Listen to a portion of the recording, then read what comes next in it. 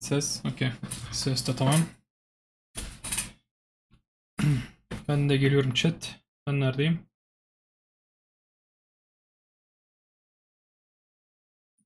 Bam. Okey to. Oy.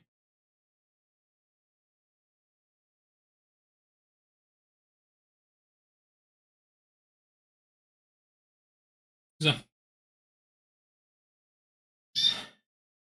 İşin komik yani burada da herhangi bir şey yok. Neden bilmiyorum. Ama diğer Xbox'ın sayfasında var.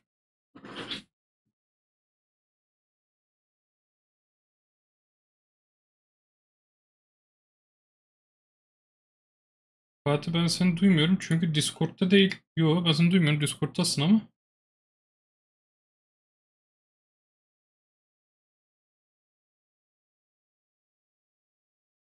Ben seni duymuyorum Fatih. Ha dur niye duymadığımı biliyorum bir dakika. Bir dakika dur. Konsolu açmadım çünkü.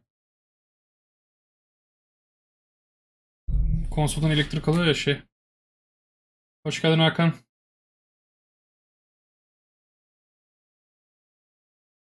Ne oldu lan? Müzik nereden geldi?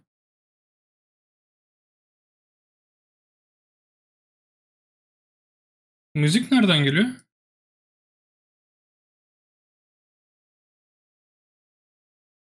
Ben şu an benim müzik geliyor. Nereden geliyor müzik ya? Game Awards'tan mı olacak? Aa bu Türkçesi. Ha, Xbox'un kendi sitesinde de var. Hakan Türkçesini attı da. Sesim mi kaymış? Ay.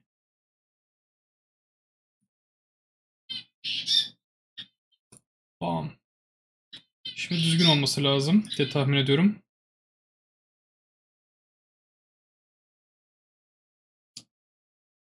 Ben Türkçe versiyonunu açtım. Ee, Hakan'ın attı ama eğer başlamazsa Xbox'ınkine geçeceğim. 10.000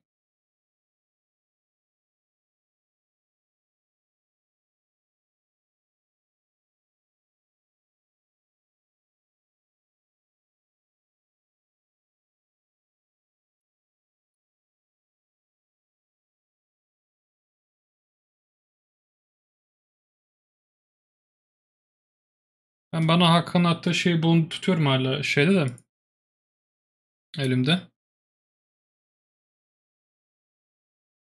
Bir yandan Game Awards açık şu an evet.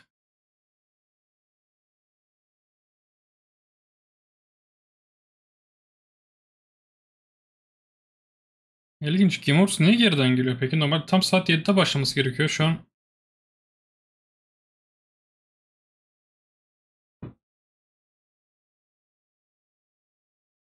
Abi, programın sonra o kadar çok kanal var ki Xbox 10 var. Xbox'un kendi sitesinde bir sürü sayfa var.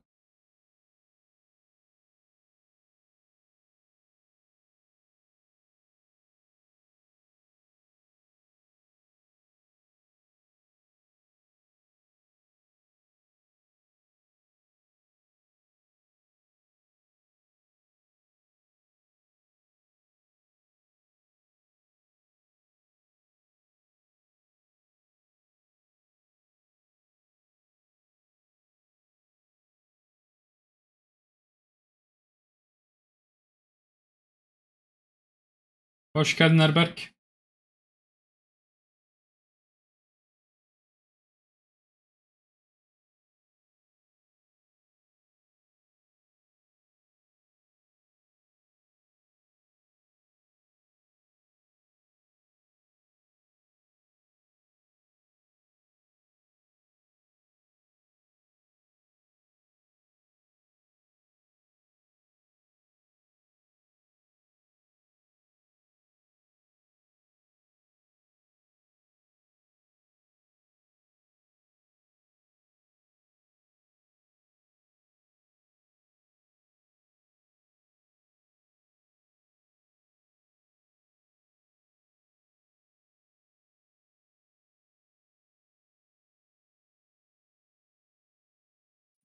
Ya Fatih sanki Xbox'ın kendi sayfasındaki görüntü daha net bu arada ya.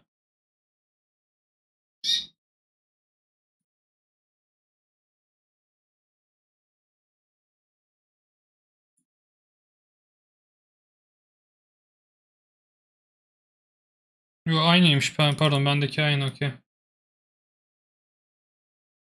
Ha dur, ses var, bak sesi açmayı unuttum. İyi dedin. En Ha, çok ses izlenen de geliyordur. zaten Game Awards'un sayfasındakiymiş. İlginç. Ben sadece Xbox yazdım şeye. YouTube'a. IGN 11K. Türkiye niye başlamadı abi hala yayına?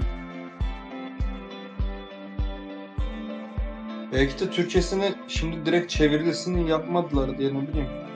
Hani belki sadece sonra çevirisini hesaplarına yükleyeceklerdir.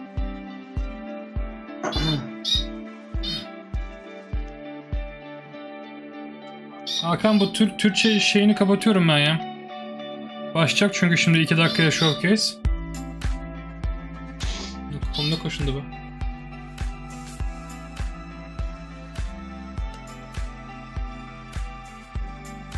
Bunu kapatıyorum.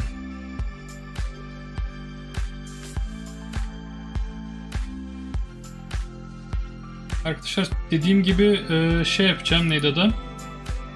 Müzik geldiği anda kapatacağım şeyi, yayında sesi.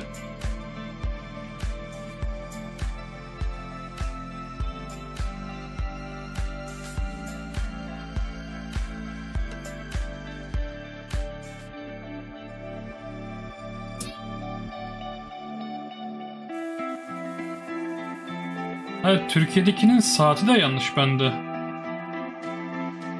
6.30'da başlayacağım diyor. Yok, hiçbir şey yok yani. Anlamadım.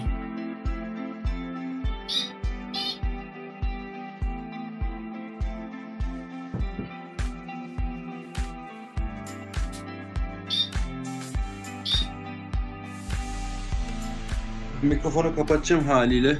Burada çünkü sesli dinleyeceğim ama yayına ses Tamamdır. gitmesin diye. Arada yorum yapacağım zaman sadece bir açarım. Ama ben Fatih, müzik çıktığı zaman senin sesi de kapatmış olacağım otomatikman. Ay yok, pardon, buradan kapatabilirim. Böyle. Tamam.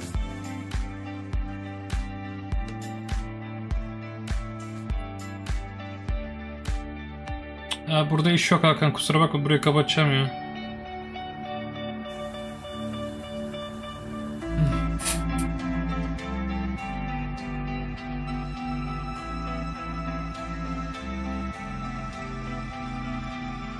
Hatta dur, onu yan ekrana koyayım bir dakika.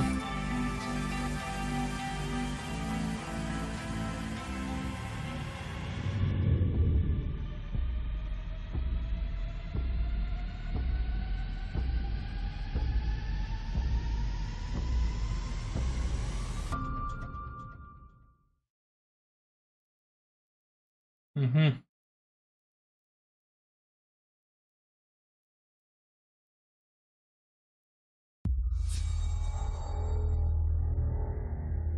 TR'de yayın başlamadı.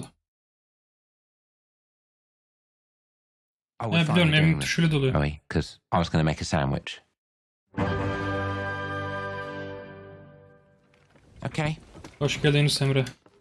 let's do it. Bu oyuncu değil mi ya?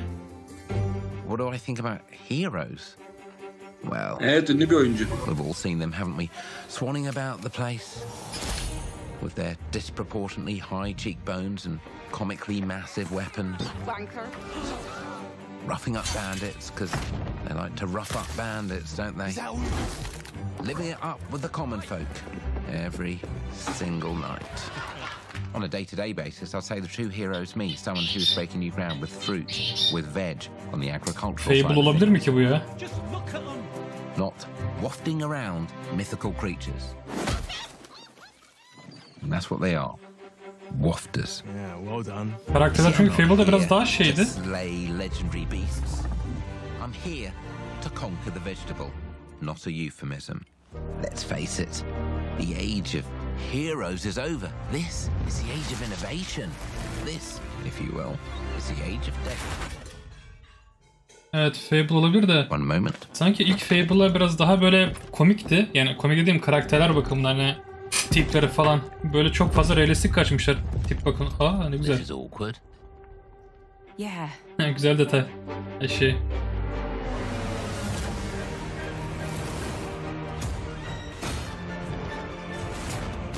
Fable olabilir mi bu ya?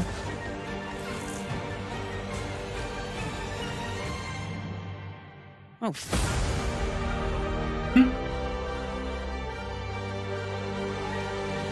Güzel.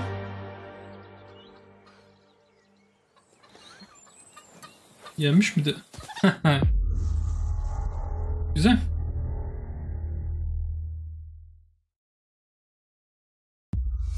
Play it day one diyor. Sanki Fable Güzel. 1'den çok farklı ya. Bana da öyle geldi.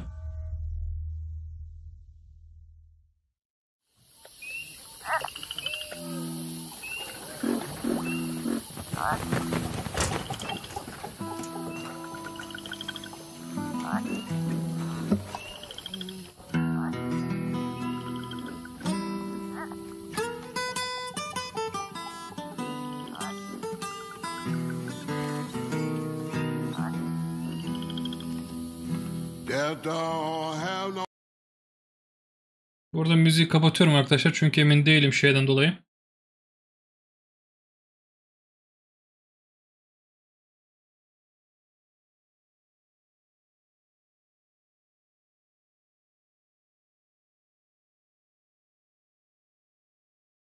Muhtemelen Sea of Thieves'in içeriği.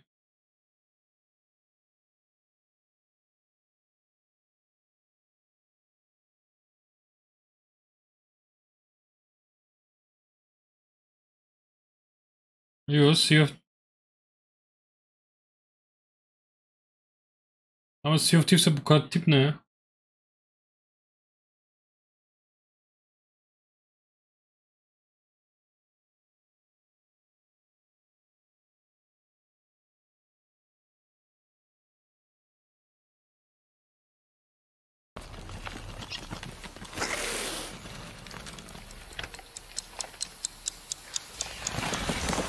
No? Well, hey, how about you guys? No? Nobody? Not helpful.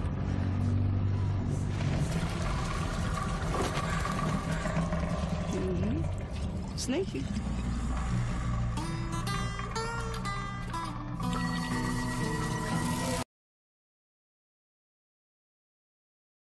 Yine başladılar müziğe.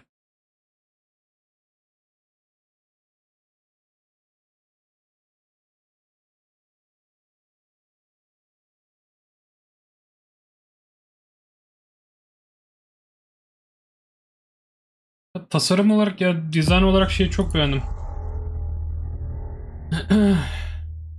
Art dizayn hoşuma gitti.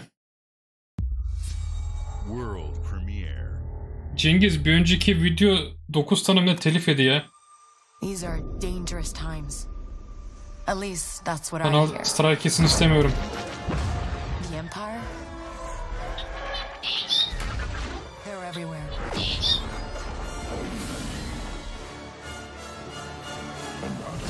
But the world here belongs to the Syndicate.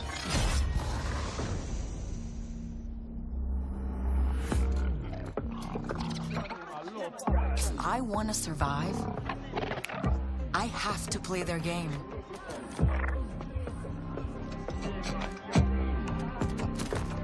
Looks like I'm all in.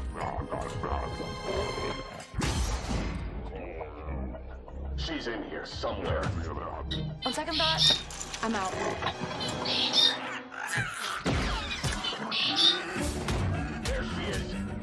Ubisoft'un kimi diyorsun? Bir de Ubisoft'unkinse niye Ubisoft Forward'da göstermesinler ki bunu?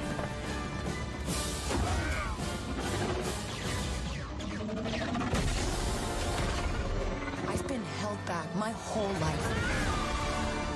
Ve bir tane protagonist olacak burada belli ki. Abi yine open world mu olacak ya? I just need a chance to finally be free. Wherever that takes me. I'm here to offer you a Yazdım way mı? out, okay? Fark etmedim yazdığını. Get off my ship, Jalen. Give me a chance. You're gonna have to trust me. It'll be dangerous, risky. But if you pull this off, you'll never look over your shoulder again.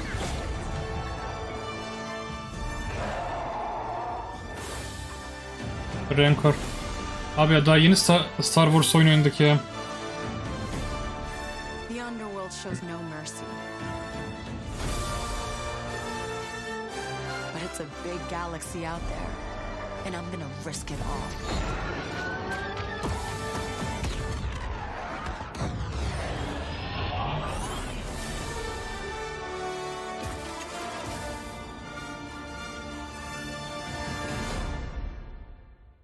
Gayet güzel duruyor. Evet. Ya gameplay çıksın abi. Gameplay olmadan pek bir şey diyemeyeceğim yani. Aa, yarın olacakmış gameplay. Güzel. Direkt yanıt verdiler sanki seni duyup. South of midnight, Çok iyi. Star Wars Outlaws. Welcome to our first ever double feature, the Xbox Game Showcase, followed by a deep dive into one of the most important RPGs ever made, Starfield. Gaming is the most powerful of all entertainment. It transports, it challenges, it connects us, and it's just incredibly and awesomely fun. That is why Team Xbox is committed to building the greatest place to play. By partnering with the most ambitious of game creators, and by unleashing the power of the gaming community, enabling all of us to play the games we want with our friends anywhere, from mobile devices to PCs to consoles. The lineup we have for you today is just incredible. These are the works of the very greatest creative teams from Zaten şu an around iki the tane world. fragman gördü. İkisi de We CGI. made this show Fable'ın for gameplay'ini you, ne zaman görürüz the bilmiyorum. largest, most engaged and globally diverse fan base in Xbox Yarın Ubisoft'unkini history. göreceğiz.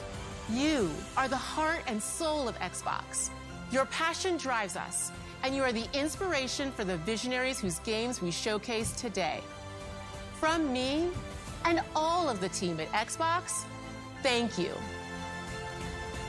This next game is from Thunder Lotus, the award-winning studio behind Spiritfarer, who've gone back to their combat roots with an amazing co-op raid-focused action game that is uniquely theirs. Hangi oyun fena gözüküyor? All right, Şey mi? everybody, it's time.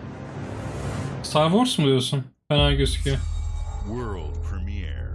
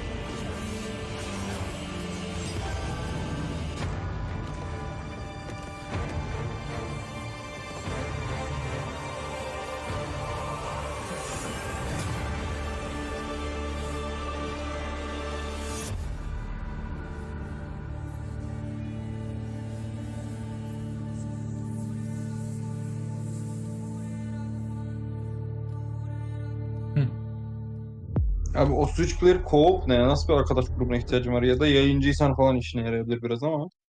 Yok canım. Server atıyordur seni. Aa geldi Payday. Just in and out. Nothing to it.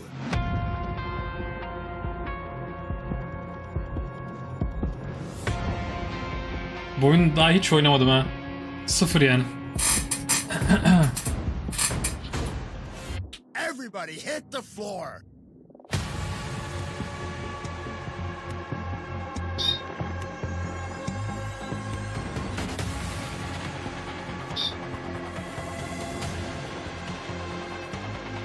Hiç yeni mekanik ekliyorlar mı acaba ya?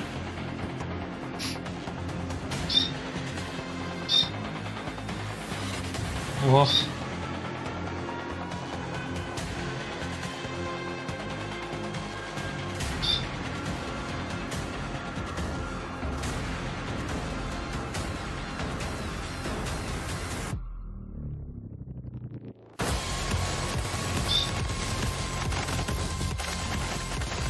Umarım bu müzikten telif yemeyiz ya.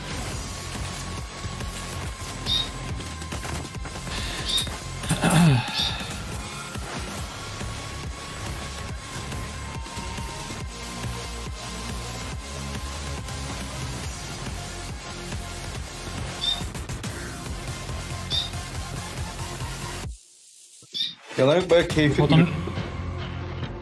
Ya çok şey ya, böyle ne bileyim. Vur kır öyle bir şey yani. Ben de başka oyuncularda hep izledim bunu, yoksa hiç yani oynadığım bir oyun değil yani. Pek de merak etmiyorum açıkçası ama. World premiere.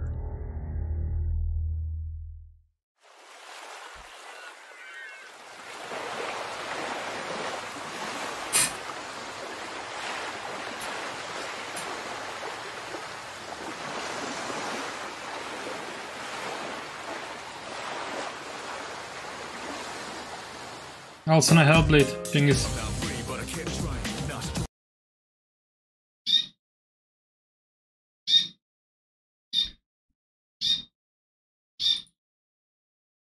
Şu an müzik yardırıyorlar.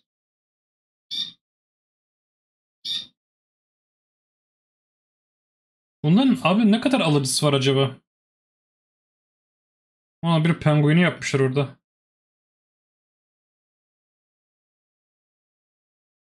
Kitlesi büyük mü acaba bunun ya?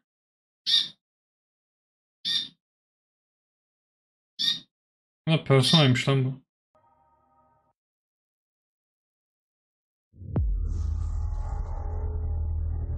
Ya o kadar uzun ki person olduğunu bilemedim yani.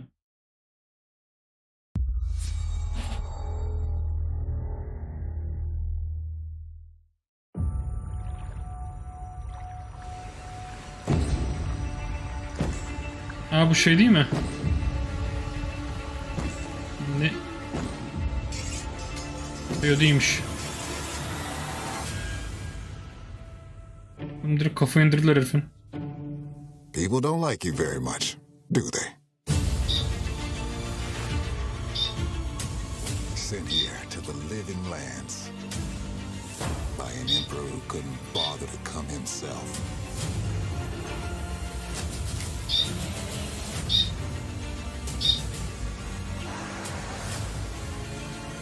To investigate some plague that seems to be corrupt. Evet, Obsidian'ın yazdığında anladım Above'da olduğunu da. You want us to trust you. But the truth is, you scare us.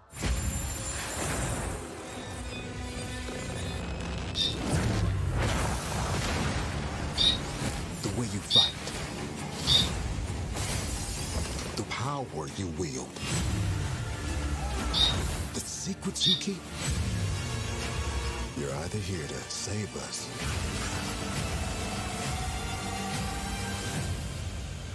or destroy us.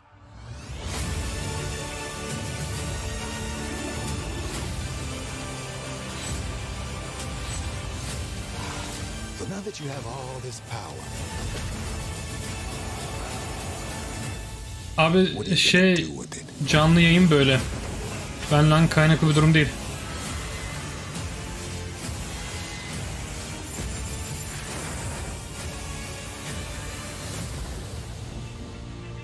Adamların canlı yayın bitrate'i düşük yani. Bu maksimum seviye. Ya ben daha yüksek şeyde veriyorum şu an. Çözünürlükte veriyorum.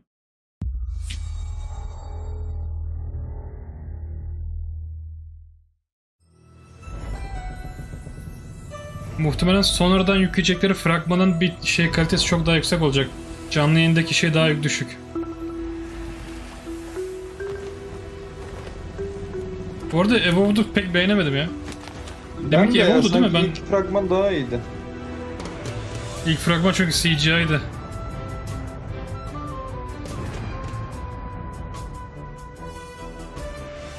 Monkey Island'ı getiriyorlar. The most notorious tavern on Melee Island. Wall to wall rogues and scoundrels. So tell me, which ship is right for you? A big ship? A luxury ship? A ship with just a splash of je ne sais quoi? The legend of Monkey Island?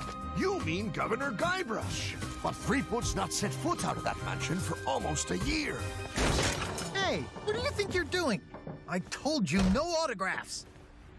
Though I see hepsi Game Pass'e geliyor. Hepsine bakabiliriz teoride. I guess it's not every day that you get to meet the mighty pirate Guybrush Threepwood. The legend of Monkey Island. 10 dakikaya World Boss varmış. The Chuck has turned the memories of this island into a prison for Guybrush. Well, well, what do we have here? You need these. Bunu da hiç oynamadım ha. Things may be very different from the sea of thieves you know. Arkadaş grubu lazım ya bu oyun için. Solo nasıl olur bilemiyorum yani.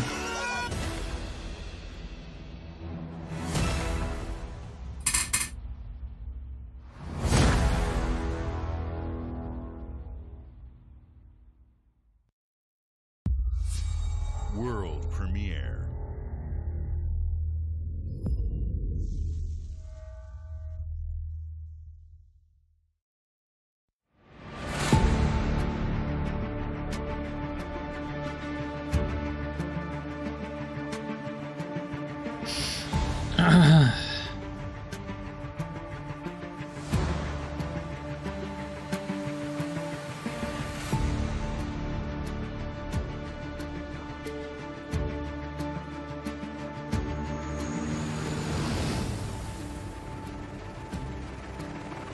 Vay be adamlar bunları da ekliyorlar ha oyuna. Sağlamış valla. Bu simülasyonlar harika diyorlar ya. Hiç oynamadık ama harika diyorlar. Ya bunları hani kolla oynasan ne kadar zevk alırsın bilemiyorum da şey yapmak lazım. Hani sistemi kurmak gerekiyor böyle ciddi anlamda. Tam böyle profi seviyede.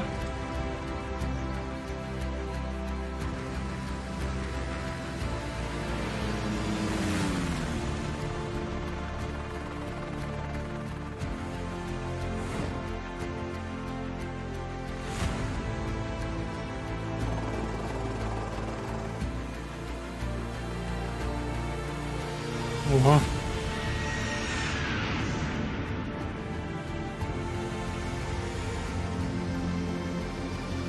Bayağı şey eklemişler yalnız ha.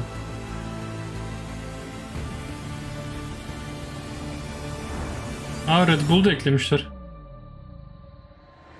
Red Bull Air Racing.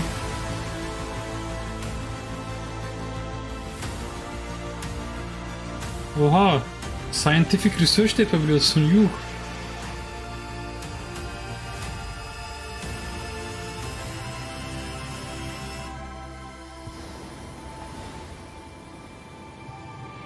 Çok iyiymiş. Adamlar yapıyor ya. Biz bunu teoride oynayabiliriz. Game Pass'e geliyor sonuçta. Evet ama hiç oynamıyoruz ha. Dune. Evet Dune. Flight Simulator'a geliyormuş abi bu Omnitopter. Omnitopter mıydı neydi bunlar? Omnitopter evet. Omni değil mi? Orni.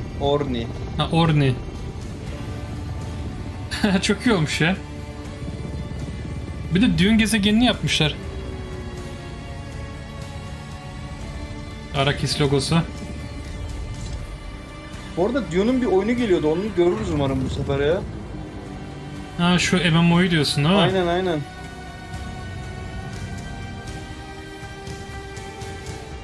Long live the fighters. Çok iyi. Güzel. Belki bunu alıp oynarız işte. Yani expansion da film çıktığında geliyormuş. Süper. Hi, bayağı var o zaman da. Speaking to you from our performance capture stage at Ninja Theory, where sonunda we have geliyor. just wrapped our shoots for Senua's Saga Hellblade 2. When we first showed gameplay for Hellblade 2, it was a look at some of the game's cinematic and immersive action, where Senua faced off against a gigantic troll on the Icelandic coastline. Today, we're taking you deeper into Senua's story, her personal quest, her unique perspective on the world, and the intimate journey that awaits you in Senua's saga. What you'll see today is all captured by the team on Xbox Series X. Bu takımda kaç kişi çalışıyor abi? Daha yeni wrap yaptık falan diyorlar yani.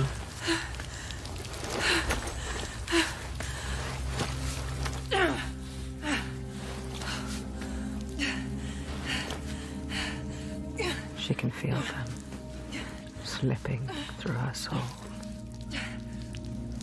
following the threads of her mind. She's here to find them, the ones who hide. She needs their help with a promise, a question.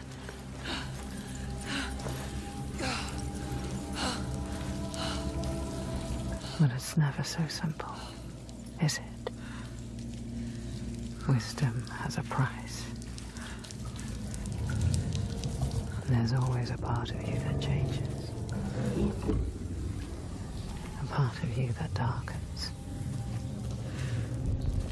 And a part of you that dies. Over there, that pool. I can feel them. I can feel them everywhere. The lost ones. They are watching us.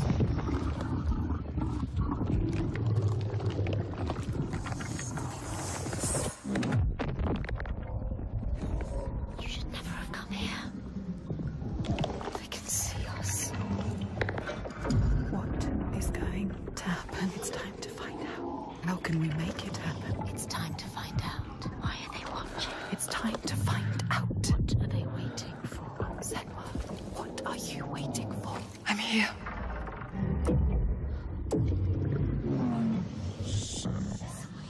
Watching more than one.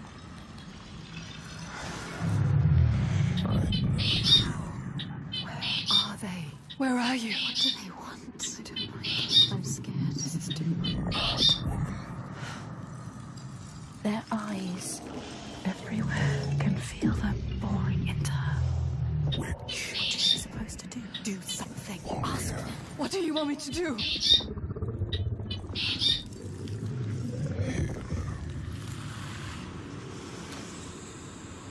Lost souls fought through hell to find us. You were lost. Not anymore. The pool. Are you ready for what you will find here? What we will find.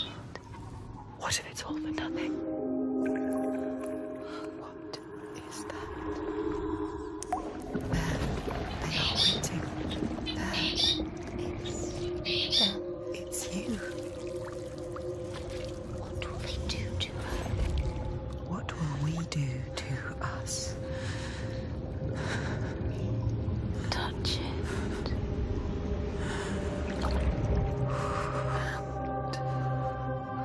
Feel your mind, your voices, all the parts of you that are broken.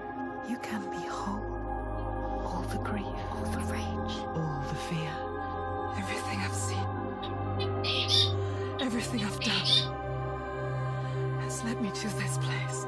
We've come so far, not far enough. Say it. You are ready. Tell them. I am here. Now. What if we get lost forever? What will happen to them? What will happen to you? I will not let them down. She is ready. They know. Go. Who are these around you, Senua? Those you have saved, or those you led to death? Ya benim anlamadığım, ben bunu ilk oyun oynamadım. İlk oyunu izledim ama. Hatta ilk kez falan izledim. Ama ilk oyun hikayesi bayağı farklı yani. Bilmiyorum yani. İlk oyun gayet yeterli gibiydi sanki. Müzik olmasın da yoksa kapatmak zorunda kalacağım.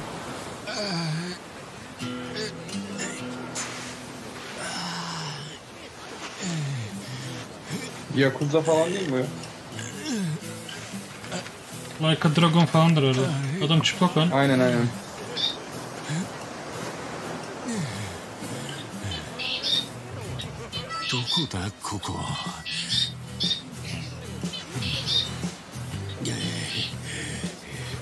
Müzik var arkada, onu kapatacağım o yüzden arkadaşlar.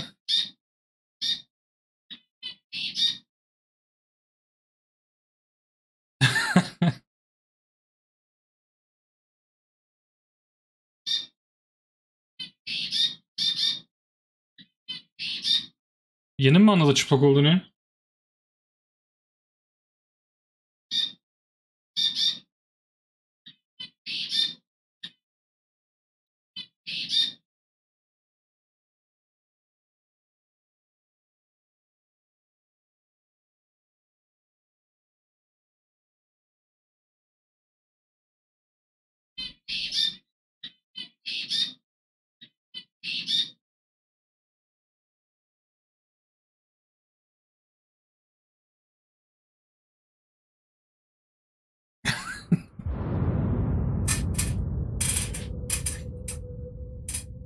Allah'ım.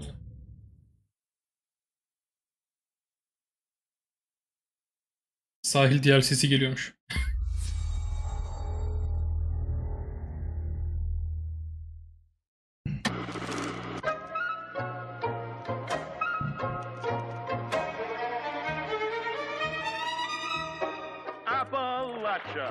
What a sight! A verdant wonderland of promise plucked from post-atomic blight. The fruit of years of prudent progress and determined reclamation, and 15 million dwellers worth of keen imagination. From the heart of West Virginia to the depths of the pit. No matter if you roll. Yeni bir Fallout mu geliyor?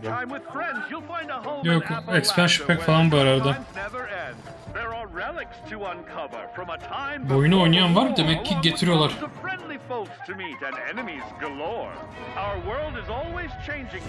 Ya bu fiyaskolu çıkan bir tane Fallout 76 işte bu. Bayağı fiyaskolu çıktı yani. Millet dedi birader böyle oyun mu olur dedi yani. You've seen it all, eh? Well, how about this? Pack your bags for an escape of Epicurean bliss. Put your rad shield on and fix your hair up pretty, because we're headed for the boardwalk of Atlantic City. So there you have it. Now you know. There's a million ways to make the wasteland your waste home. And when you hear adventure calling, when you're looking for some kicks, answer the call of Vault. Answer the call of Vault. Answer the call of Vault 76. Play it now with Xbox Game Pass. Game Pass'a gelmiş. World premiere. Bayağıdır da Game Pass'a bakmıyorum. Yani ne var ne yok hiçbir fikrim yok.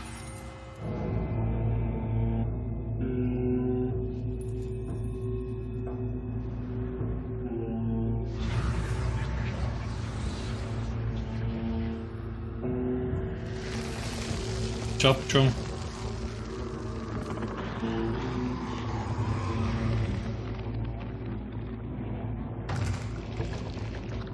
Bu filmin oyunlarını bir türlü sevemedim ya.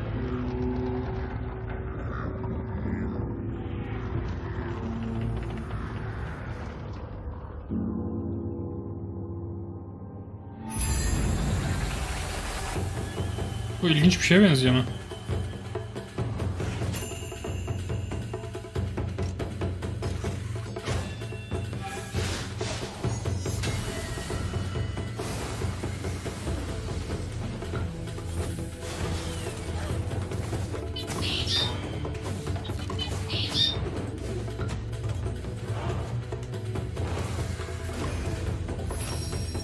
Abi bitrate yerle bir ya. Öyle bitrate yok yani. Evet ya, çok kötü. Ben de burada yani izliyorum. Bayağı kötü yani full kaliteli olmasına rağmen. Fatih Xbox ESL'e baksana abi. Burada ben bakayım yandan bir dakika.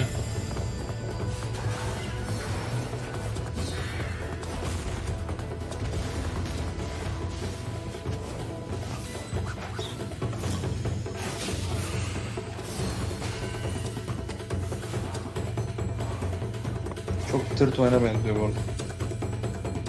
Yani Xbox ESL'de galiba daha iyi görüntü. Ben anlamadım. Orijinal şeyinde. Bu Game Awards galiba daha düşük bitrate'ten veriyor. Bir oradan bakalım. Cengiz bu arada şeyde yok. YouTube'la alakası yok. YouTube'un şeyi çok kaliteli. Hatta Twitch'ten çok daha fazla bitrate verebiliyoruz. General Motors' historic commitment to performance is embodied in two of its iconic brands. Chevrolet Kaç bitrate'le verdiğinle alakalı.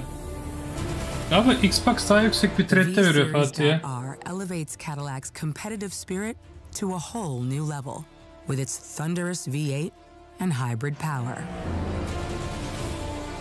The legendary Corvette has been a celebrated champion for decades. The all-new Chevrolet Corvette continues that tradition. ESL yazmıyor, direkt Xbox yazıyor bu arada. 300K insan izliyor. Usher in a new era of competition with the innovators behind the new Forza Motorsport. Sadece YouTube'a Xbox yazdım, ilk çıkandı.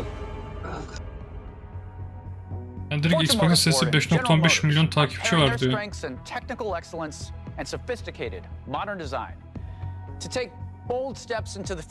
Pardon, bu başka ya. Göndersene Fatih, link diyeceğim de. Bilgisayardan açtığım için gönderemiyorum. Abi direkt Xbox'ın YouTube sitesi veriyor.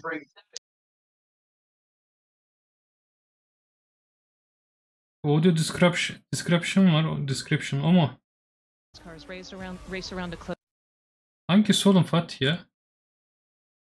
Xbox'ın sitesine girdim. İlk tane live stream var diyor bana.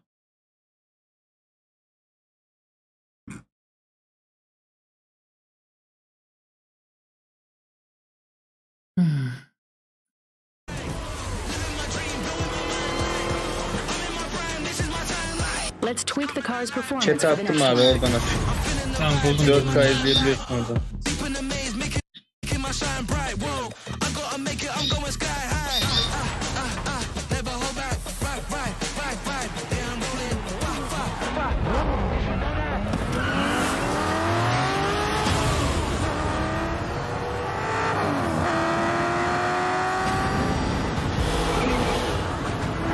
Burada kalite çok daha iyi ya. Biz niye Game Awards'a gittik ki?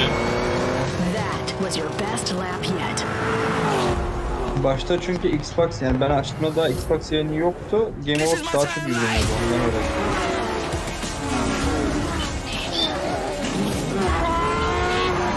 Ya en yüksek bitrate'i veren yer burası ya Hakan.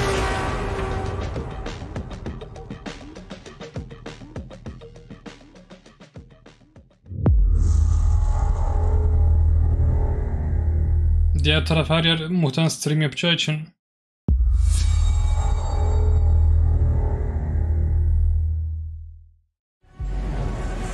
Allah, şu ana kadar oyunlar çok aşırı mekanik. Hiç şey yükselemedim. Star Wars güzel ama olayım çok güzel. Endurance. Ambition. Bu Elder Scrolls Online herhalde. Muhtemelen. I am the one who knows.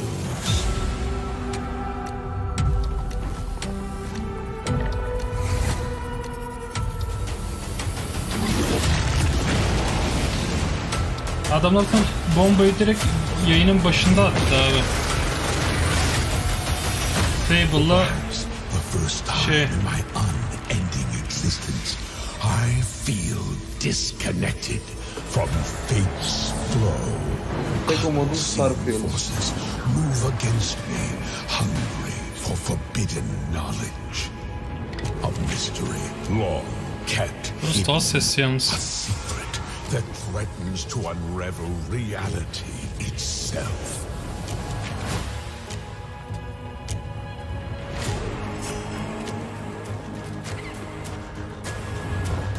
Bizde de Elder Scrolls Online var yani, az bir şey oynadık ama. Evet. Ben pek beğenemedim ya.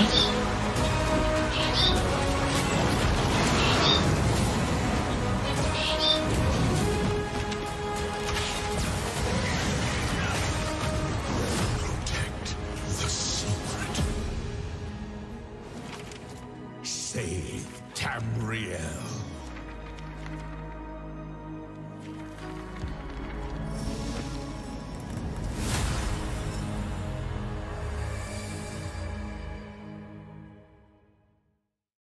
Hellblade'in bu ikiniz çıkmadan ilkini oynamaya çalışacağım yani, bir bakalım. Çok kısa oyun. Evet, onu biliyorum da.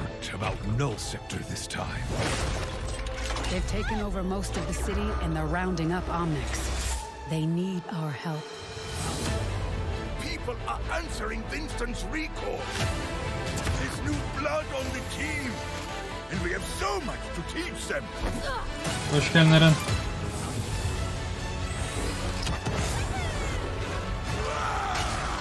We can stop Null Sector. Maybe we can save the city. Coming through. Been a while. O hikaye modu muydu? If I didn't have enough problems already. Bu iptal edilmemiş miydi? Ben mi yanlış hatırlıyorum? Smash through anything that gets in our way. And put another business. I hate to interrupt the moment, but I'm picking up reports of more attacks in other cities. It's a fight they want.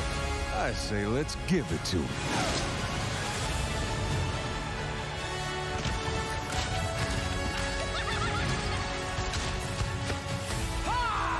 Engage. Target mark. Time to create peace with bullets. Greetings.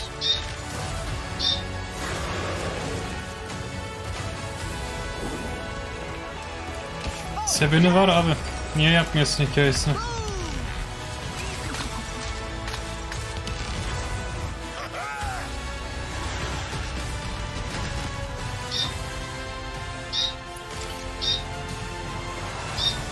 The world is counting on us. Güzel. O yeni karakter mi şey yapıyorlar? Shall we do this together?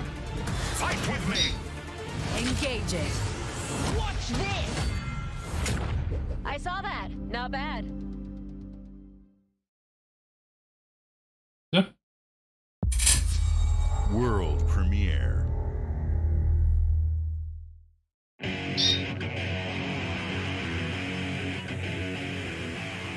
Müzik olmasın lütfen. What the hell is going on? Who are these people? No idea. Oyuna gel Allah'ım ya. Our only choice is fighting back. Hey, look over there. Abi şu gözlere bak ya. So you're telling me you're thieves who steal hearts and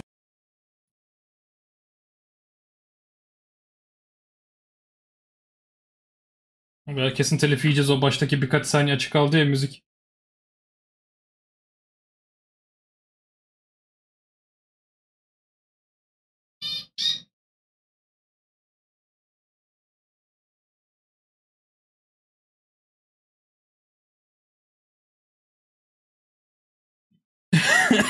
Oynarım Eren.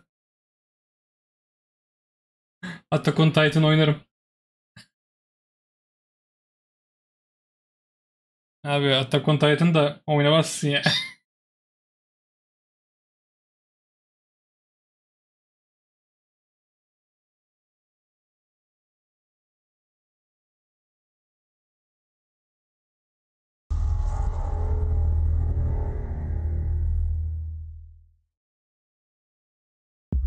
Ne kadar sürecek acaba?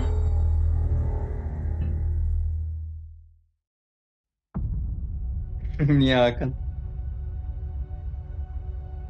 Humanity has always hunted for knowledge in the unknown. The wonder is not that the field of stars is so vast. Field of Stars, Starfield.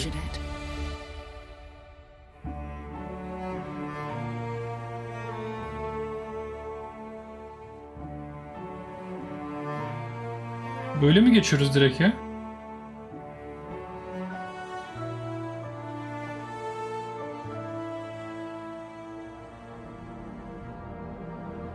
...25 yıldır mı yapılıyor? Oha. We're all here because we're committed to the biggest question of all. What's out there? Herhalde bir kişi falan yapıyor 25 yıldır. 25 yıldır nasıl yapıyorsun ya bu oyunu? Adamlar sonra 25 Elder yıldır demiş ki diyecekler... uzayda bir oyun yapalım. O günün tarihi belirlemişler. You're part of Constellation. Herhalde stüdyonun şeyinden dolayı. Part of our family. İlk tecrübelenmelerden başlayarak herhalde şey yapıyor. We do not fully understand all that is at work here. No finer group in the stars to be unraveling this mystery. I'll follow you from here on out, Captain. Grab jump is ready. 25 yıldan sonraki ilk yapıyor ama öyle demezsin ki abi. 25 yıldır in making diyor. These artifacts could be everything we've been looking for. Another great secret the universe is asking us to unravel. Human settlements throughout the galaxy could be at risk.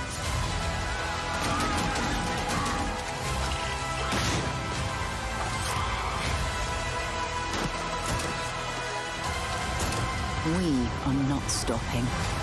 Whatever lies at the end of this road will change humanity forever.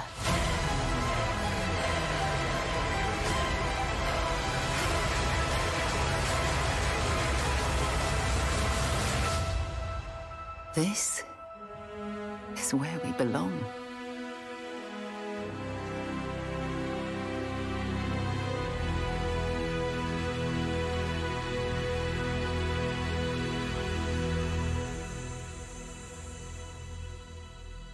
6 Eylül. Abi Vay bu be. da çok yakın ya.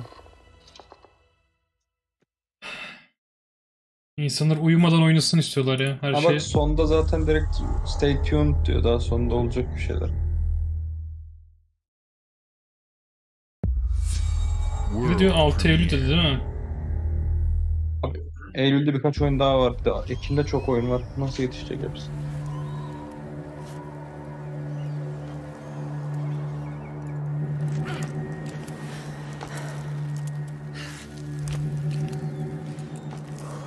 Çok oyun var ya. O kadar çok oyun not aldım ki bir daha Ubisoft'u izleyeceğiz. Sorma ya.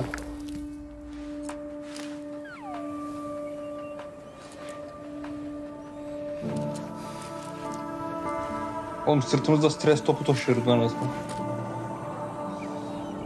Ya ben tarihleri daha not almamıştım Hakan. Yani tam tarihleri not almadım. Şimdi tarihleri not alıyorum, listeme bakıyorum da. Hangi birini yetiştireceğim, nasıl oynayacağım bilmiyorum ya. Bir de daha YouTube içeriği yapmak istiyorum bir yandan. Nasıl olacak hiçbir fikrim yok.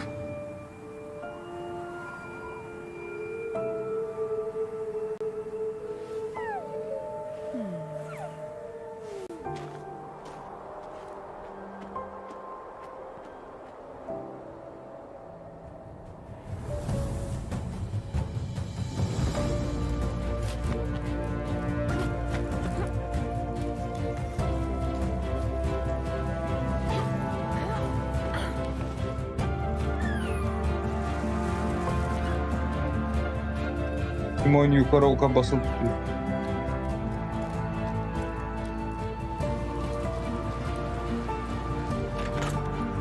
Bu arada kötü durmuyor oyun ha.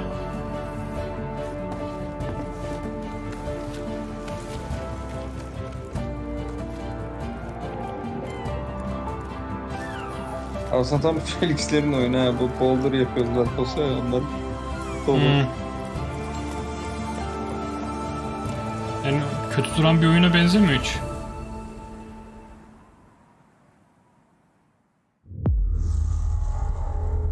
Ben de bir not alayım ne olur ne olmaz. Ne de olsa Game Pass'te. World Premiere.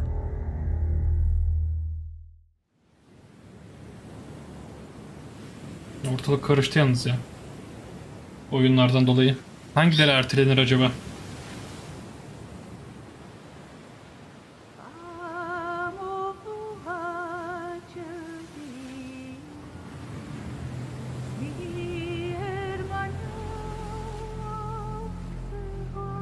Müziği dolayı kapatsam mı acaba? Yok, kapatmayacağım ya. Aha, Cengizlik bir oyun.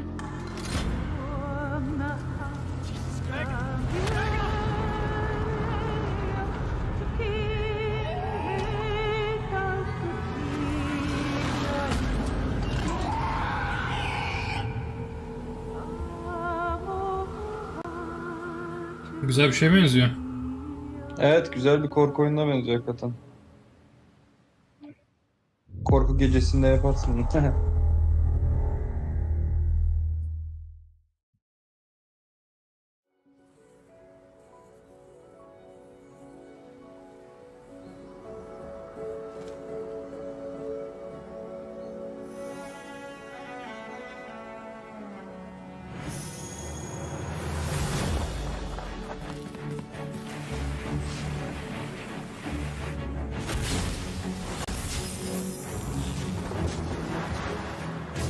Oyuna gel çal. Oyun FPS'i mi düşük ya? Bazı alanlarda sanki optimizasyon o kadar iyi değil gibi duruyor.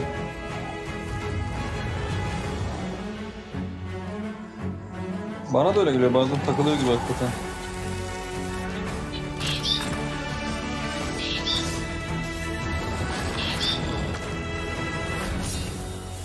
Ha, güzel bulmacaları var.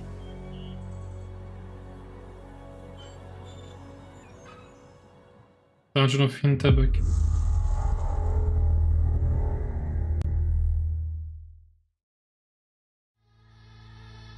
Hi. I'm very excited to be returning as Johnny Silverhand Oba. in the upcoming expansion for Cyberpunk 2077, Phantom Liberty.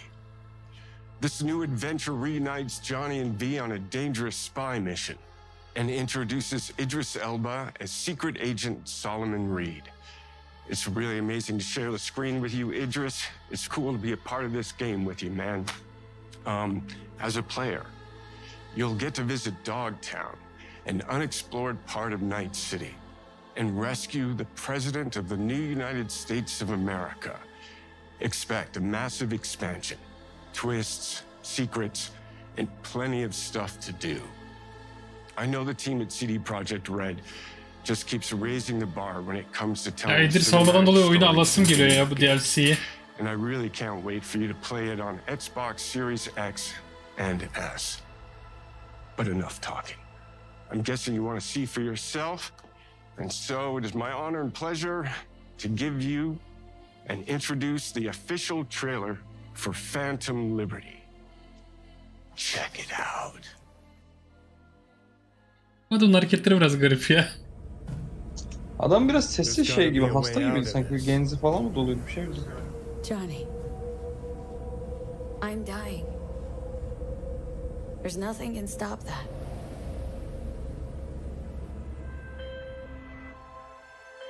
V.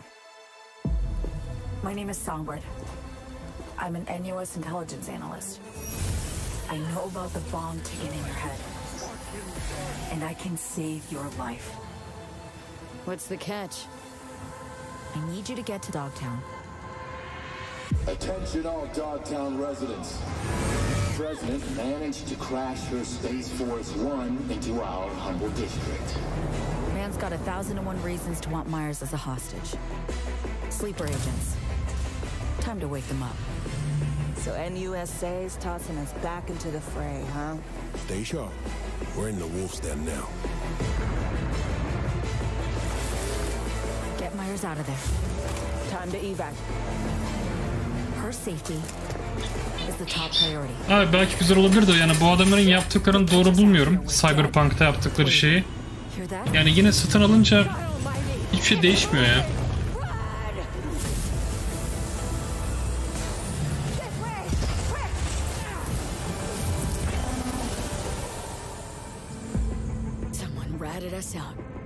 You know, V, treason ain't ever black and white. It's a charade, V. Bir de biz İdris'i oynamıyor muyduk ya? People get hurt. Bodies drop. Just want what Songbird promised me. Burada başka birini mi oynuyorsun? Biz galiba hala V'yi oynuyoruz. Illusion of freedom draws in the desperate. Pick your truth, V. Come on, got iron in your head. Gotta put it to someone's head. pull the trigger. If I don't do anything and do it soon, I'll die.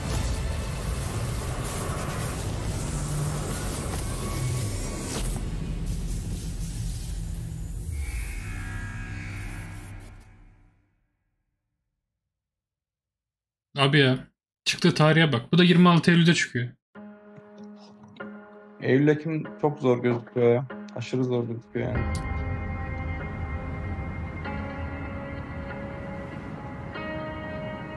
Bak işte bu oyunu oynayacağım abi. Çok inanılmaz bekliyorum oyunu var yani. Aşırı heyecanlıyım bu oyuncunun.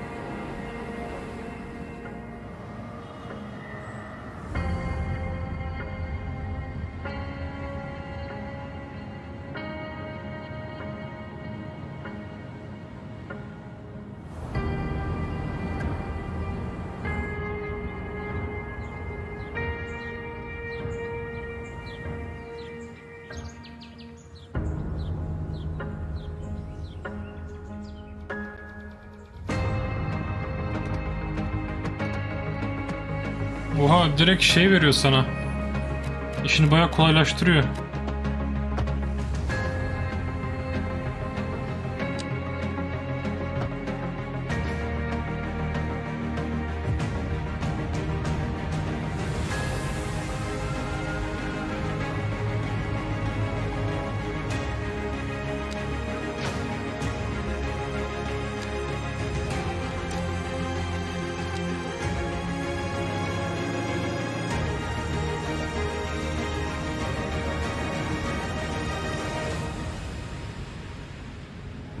Oyun oynamayı planlıyorum ya. İlkini de bayağı severek oynuyordum. Game Pass'e geliyor olması da çok iyi. Abi 24 Ekim bu da.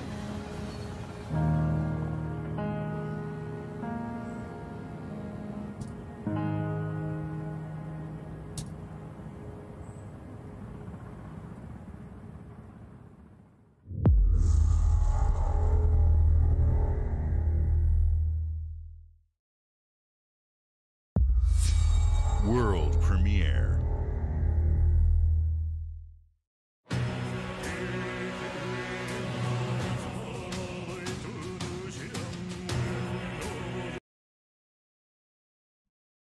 Müzikten dolayı kapatıyorum.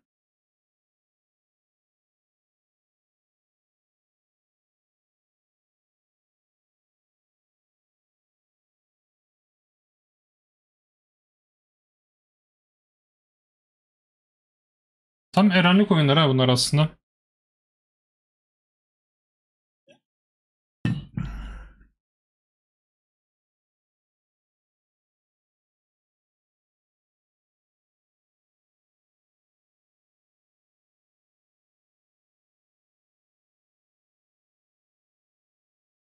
Evet.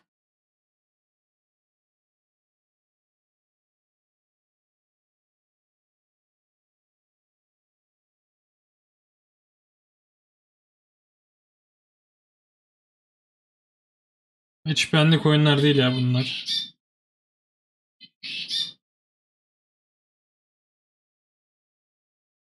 Gerçi hiç şans tanımadım ama görsel olarak hiç şey yapmıyor, beni çekmiyor içine.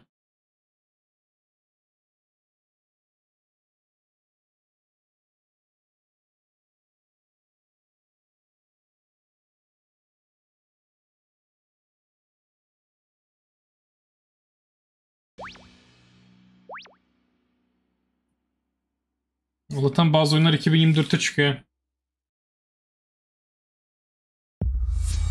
World premiere.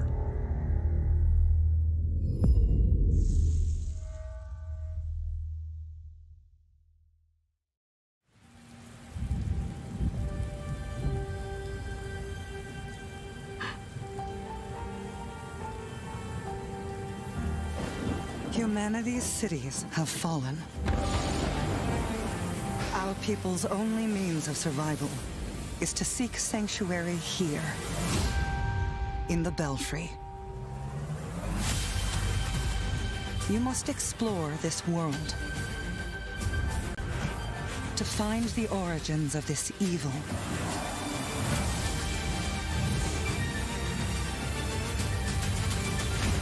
And bring hope back to our people.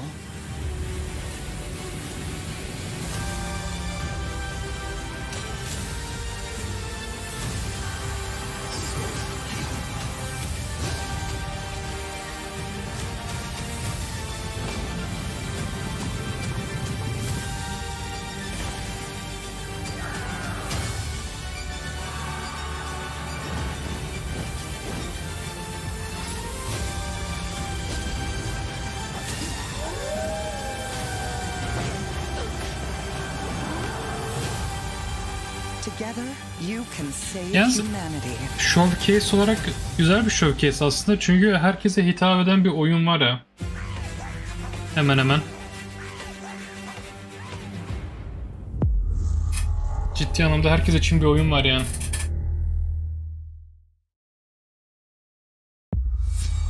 World Premiere.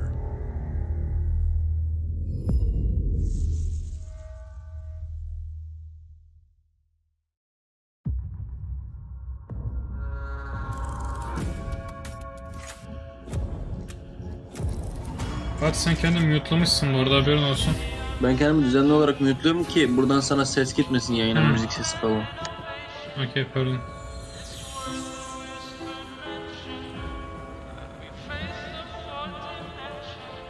This city is a miracle of progress. Bu şey mi lan? Tuned, delicately balanced machine. Bu ne lan böyle? Baya şok diyesim geliyor ama. But it only takes one rebellious little gear to ruin everything. If you resist my rule, Outerverse mı? if you alter our past, if you threaten what I have built, there is nowhere in space or time where I will not destroy you.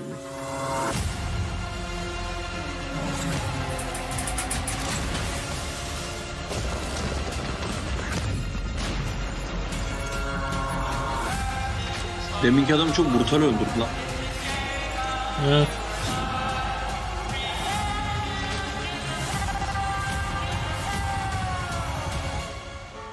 Oh no. What did I do? Any last words before my friend puts one in your scalp? Nasıl bir sakal lan?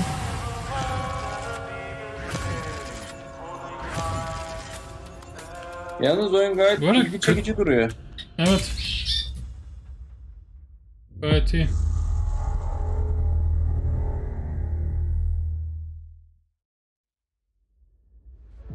Thank you all for joining us. Today is a special day for me and the team. I'm excited to see 11 games showcased from our first-party studios. We opened with Fable from Playground Games, which will bring the franchise into the modern era while staying true to its British style and humor. Compulsion and In Exile shared their first original experiences since joining Xbox with South of Midnight and Clockwork Revolution. And we are thrilled at how Avowed is shaping up for release next year from the RPG masters at Obsidian. In addition to Avowed, our studios will deliver Hellblade 2, an all-new Microsoft Flight Simulator, Towerborn, and more in 2024. Later this month, players can look forward to Elder Scrolls Online Necrom and Sea of Thieves Monkey Island. As we look to holiday, we will launch Starfield and Forza Motorsport, both built for Xbox Series X, S, and PC. We are also honored to share 14 games today from our creative partners, like Star Wars Outlaws from Ubisoft Massive in collaboration with Lucasfilm Games, 33 Immortals from Thunder Lotus, Kunitsugami, Path of the Goddess from Capcom, and more Persona games coming to Game Pass thanks to our continued partnership with Sega Atlas. I'd also like to congratulate the Studio Zero team on Metaphor Refantazio. It's great to be able to premiere what is next from the creators of Persona here in our showcase. We are focused on putting our players and game creators first in everything we do. No matter if you choose to play on Xbox, PC, or over the cloud, all gamers are welcome here at Xbox. When it comes to our consoles, we have heard your feedback on two fronts. First, we have significantly increased our supply of Xbox Series X, making it easier for fans to find globally. Second, we know you've wanted more storage with Xbox Series S, and I'm excited to share we have some news there as well.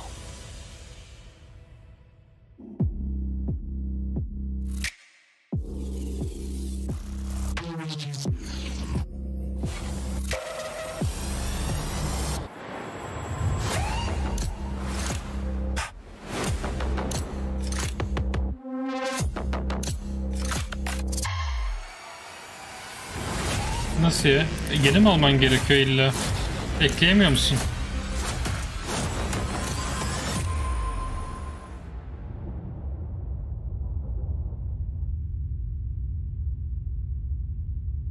Niye konsol severler diyor ki şimdi elindeki satıp bunu mu alsın diyorlar yani.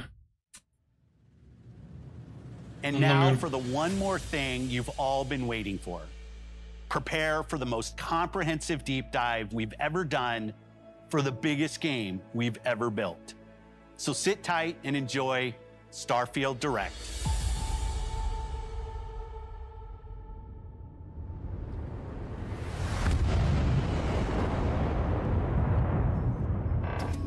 Bakalım Starfield'e.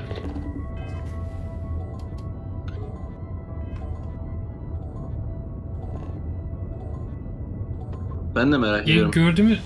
Gördüğümüz gameplay çok kötü durmasa da yani ne kadar tekrarladığı önemli ya. Eğer genelde hep aynı şeyler yapacaksam öyle adamları bul git vur falan bir yerden sonra bayabilir ama bakalım.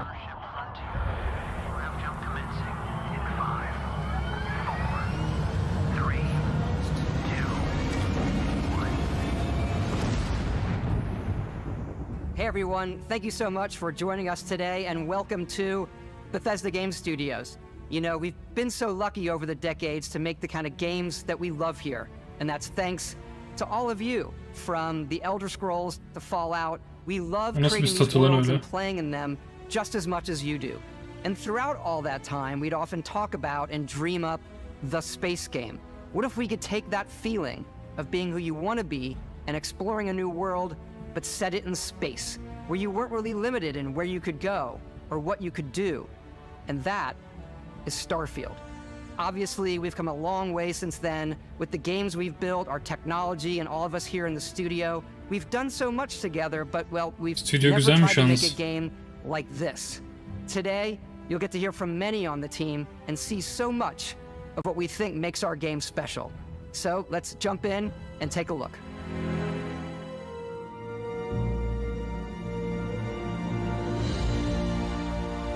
Starfield is our first new universe in over 25 years.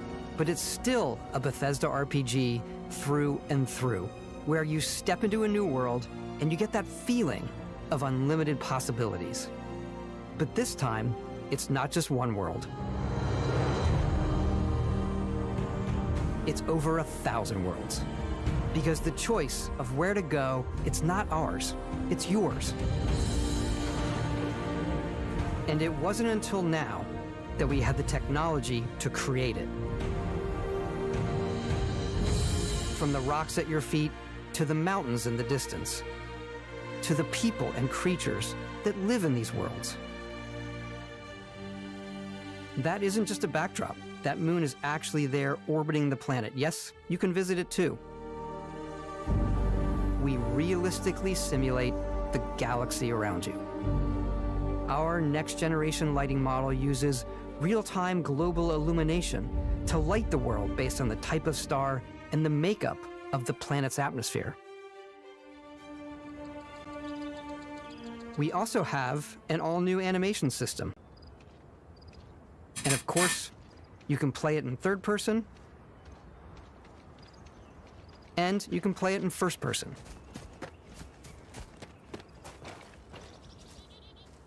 Görüntü akıcı değil lan bu We arada. love exploration and rewarding it, but you do explore differently in this game given its scale. That usually involves kaç exploring FPS? an area you've landed in. 60. You can İlginç. collect resources, do a mission, and maybe even stumble upon something unexpected.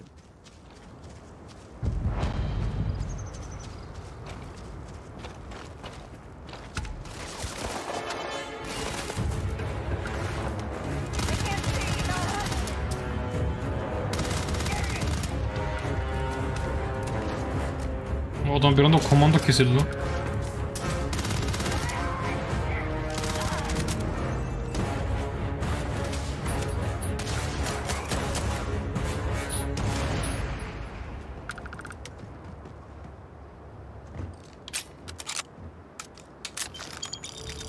We do love stuff and all of the items allowing you to pick everything up, and you can view all that in your data menu. This is the hub Yapay zeka for görecek bir şey everything you're görmedi doing, ki de. from your skills to your ship, your missions, and your inventory. We love to pack a ton of detail in every object, from all of your weapons to spacesuits to food. We just obsess over the details, and food. We obsess over food. When you're done exploring, you can walk back or fast travel to your ship. User interface hoşuma gitti ama. Böyle basit, sade duruyor. Her şeyde anlaşılır gibi. Welcome back, Captain Howard. And he can even say your name. Let's head out. Ha, ismini de okuyabiliyor. İlginç. Bizim isimler okuyabilecek mi acaba? Our mission was to convey the wonder and majesty of space exploration, to evoke the romance of the golden age of early spaceflight. And we've been referring to this approach as NASA Punk. This means a design language where the tech is advanced, yet still looks grounded and relatable. For us, it's that contrast. That's where the visual interest is. Obviously the NASA, which is the rigid, hard function over style, and then Punk, which is all about style. You can see that visual style coming through in your ship. Your ship is your home for you and your crew. And like many of the spaces in our game, it has a slightly retro and analog touch, a bit of lo-fi rather than sci-fi, where everything is well used, worn, and lived in. Alrighty. What's the plan, Captain? This is your star map. It starts with the planet you're currently on. You can see all of its info and resources. You can choose a landing spot or fast travel to known locations. Backing out further, you can view all the planets in the system. Ha, şeyi de görüyorsun, bükülmeyi de görüyorsun. And it's here you can see planets that have key locations, missions, or life on them, versus the many planets that are barren but resource heavy. Zoom out even further to see all the systems in this part of the galaxy. Here you can plot a course to ones that are light years away. This uses your ship's grav drive to fold space and jump to these systems. And you will need to upgrade your ship and skills if you want to jump to the most distant ones. But for now, we'll plot a course to the Alpha Centauri system where we can find the city of New Atlantis. Bu arada No Man's Sky oynayanlar için çok da yabancı değil ya birçok şey. Değil mi Fatih? Evet yani en azından bu şeyler o kadar değil ama combat falan güzel duruyor. Ben merak ediyorum onu, güzel benziyor şimdilik.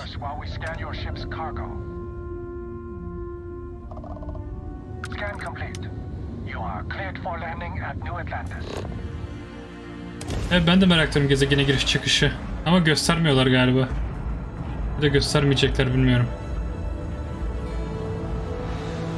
No Man's Sky o işte kendini çok geliştirdi ya bu arada. Like New Atlantis, your eyes are guided upwards to just these boundless, vast buildings. It's the biggest city we've ever made, not just in size, but also in the amount of custom art, crowds, and quests. So the main focus when we're designing a city is obviously what supports the story. We try and tell as many small stories as possible. This is a colony war memorial. It's a few moments of gameplay that make the space feel like it's full of real characters that are going about their day-to-day lives. It's paralyzing if you really stop and think about it. Buddy, it's coffee.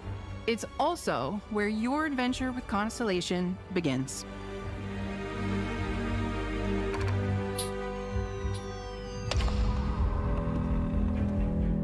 Welcome to Constellation.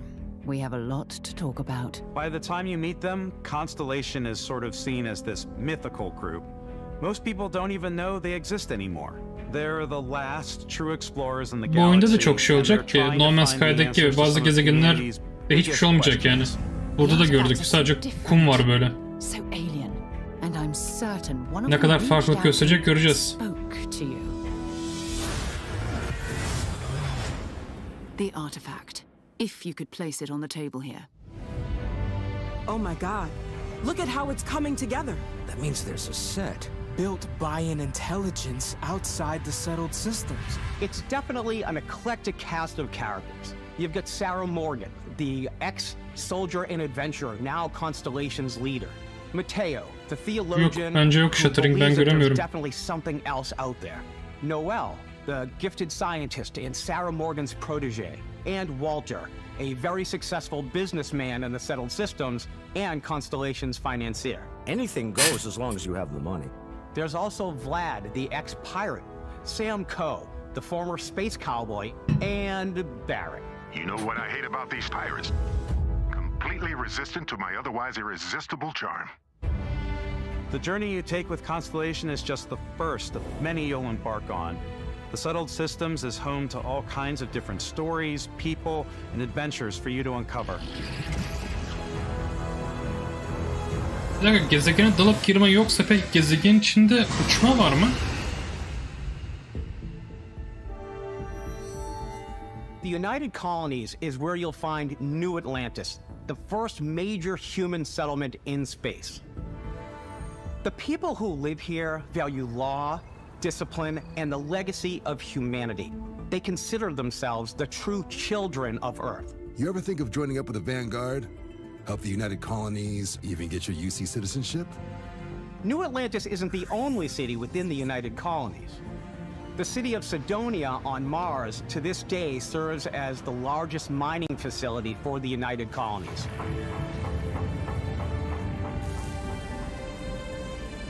Beyond the United Colonies' reach, you might find yourself in a much more wild and independent coalition of star systems. This is Freestar Collective Space. The capital of the Freestar Collective is Aquila City. The Stone Root Inn is an Aquila City fixture. Abi içimden bir ses diyor ki belli başlı bazı başkentler olacak oyun içinde. Mesela bu Aquila City gibi veya mesela bu Neon gibi. Ondan sonra gerisi copy paste olacak gibi geliyor. Yani eyvallah bir sürü gezegeni gezebileceksin ama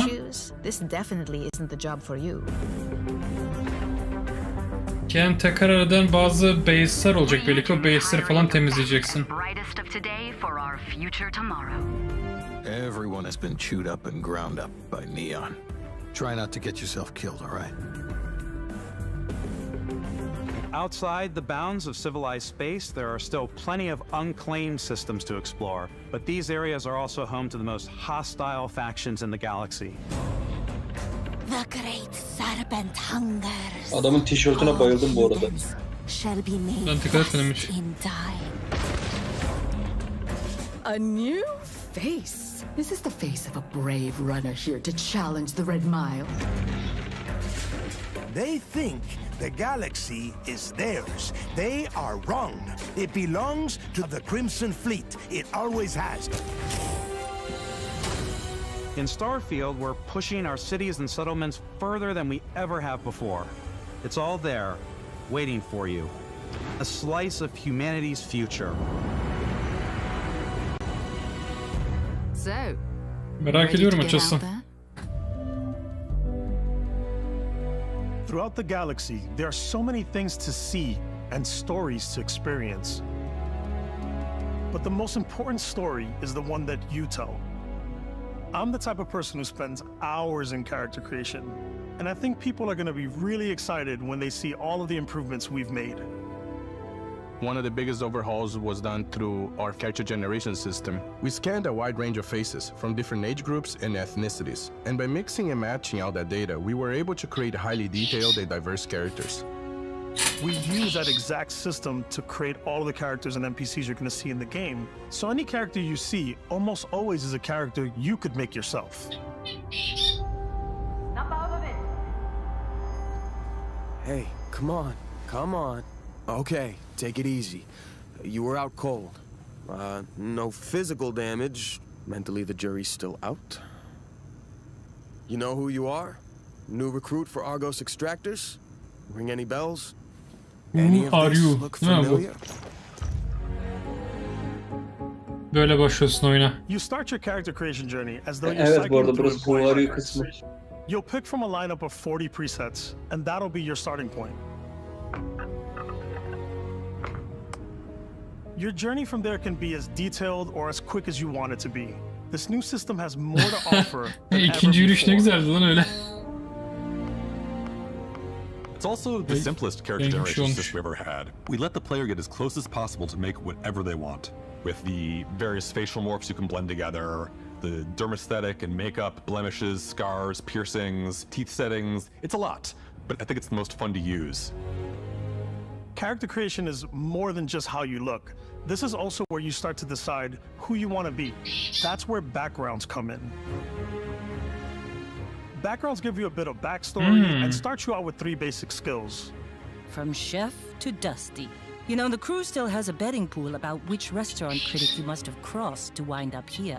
What's great about backgrounds is you never know when yours is going to come in handy. You could be in the middle of a fancy restaurant talking to some guy, and suddenly you learn he needs a beast hunter to help track down a monster. Fine. I probably should stick to professionals anyway, given what happened the last time. Yok ben kendimi yapmam ya. Koşamaz benim karakter. Kendimi yaparsam.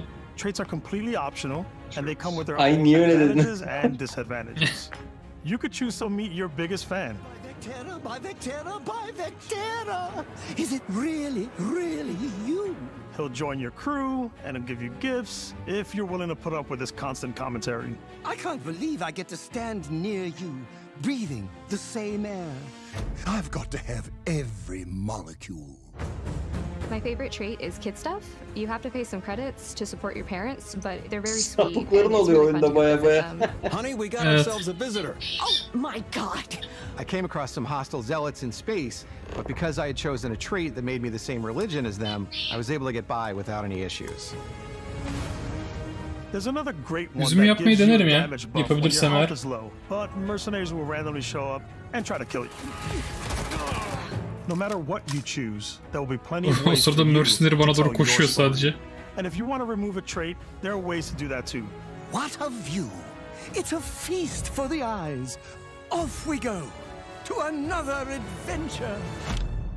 We'll let you discover that on your own. Bana da öldürüyorsun lan.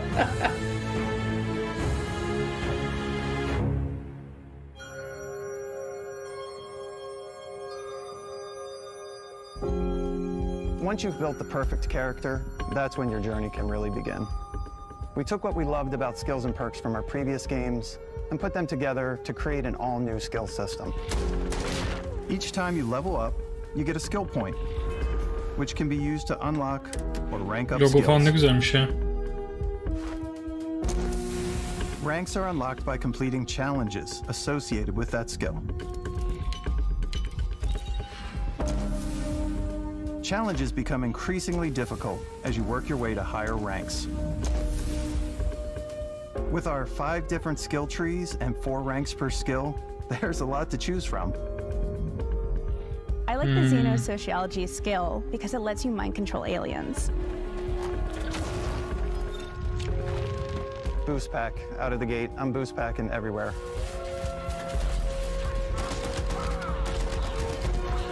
I like maxing out my physical tree so I can get neuro strikes and just punch my way through combat. Baya Mandalorian gibi gezersin. Adamlar gidip yumruk mu atacak böyle yapsa? Adam manyak. Güzel bir şey yalnız, bu yapılabilir belki. Evet, oyun 30 FPS olacak gibi konsollarda ama. Bilgisayarda değil. Slowly creeping through vents like you're in a movie and then jumping out and springing on people. Bu olay da iyiymiş ya. I like to talk my way through situations. This area's off limits. Skyrim'deki gibi stealth olursa süper olur. I'm more of a run and gun player. I like doing the death from above thing where I boost pack over guys and I throw landmines at them.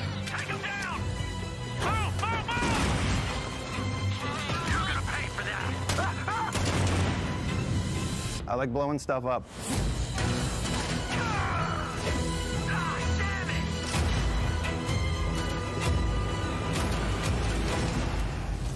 Muhtemelen ben de silahçı olacağım böyle.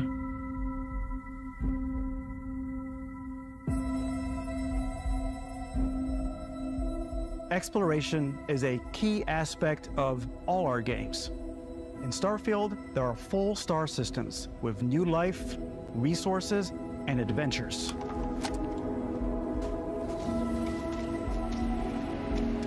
Our team worked hard to strike a balance between fun and realism. We studied data from NASA and a multitude of other sources to help us make the world feel believable. From the way we approached planetary atmospheres to the way we placed biomes based on the planet's distance from the sun. Once we had created a grounded daha gerçekçi yapmaya çalışıyorlar. Sanki çoğu insan biliyormuş gibi başka gezegenlerdeki hava durumu nasıl diye. When you leave a planet and head into space, you'll be navigating asteroid fields, having chance meetings with interesting strangers, dogfighting in space, and exploring derelict ships.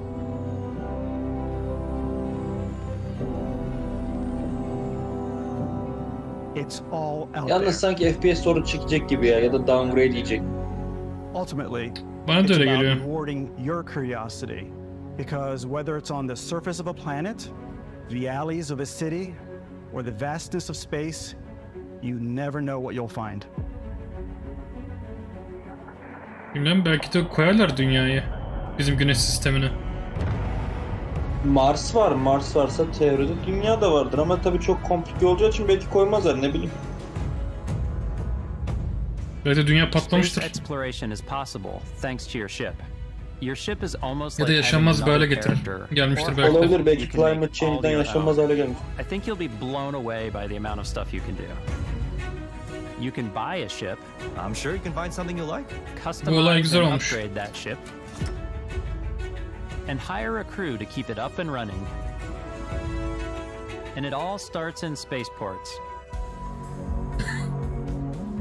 Every spaceport has a evet, acaba oyunda kara delik var mı? Ne oluyor acaba kara deliğe girince? Anything I can help you with? Maybe you start off with a speedy fighter that's perfect for bounty hunting. Then you might round out your ship roster with a hulking space freighter to run cargo missions, or even do a little smuggling. For now, though, we're going to take our starting ship, the Frontier, and make some changes. You can customize and upgrade everything you see here. And you have two ways to do that. You can quickly upgrade individual systems like your weapons or shields, or you can deep dive and enter the shipbuilder mode. Here you can change anything, from the systems to the look and layout. Adding a new habitat module can give you more room for crew. Adding cowling can change your ship's overall silhouette. An improved grav drive allows for longer distance space jumps. You can even fully customize your paint job to get the exact look you want. The parts you choose to build with don't just affect your ship's stats. They'll also affect what you can do inside your ship. You can have modules for crafting, or for storing and displaying your weapons. Starfield's in-game ship manufacturers bring their own look and feel to every piece of your ship. From living quarters to cargo holds, mess halls, and control rooms.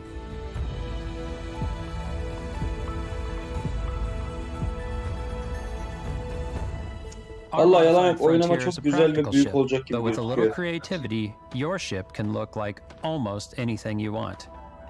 It's a bit odd, but one of my favorite ways of customizing ships is I make them look like animals.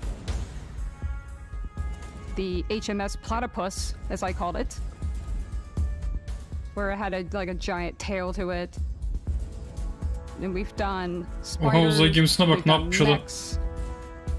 So it's really whatever your imagination is. And while you can build your home among the stars the way you want to, you're probably not the only person who will call your ship home. Ready to lift off when you are, Captain. Engines ready. The Frontier is fueled and ready, Captain. Some of the members of Constellation can join you on your journey. These companions can serve on your crew, and they'll always be there when you travel. We'll be traveling together until we either find an artifact or this lead runs dry. Each companion comes with their own valuable skills for your ships and outposts, as well as unique quest lines.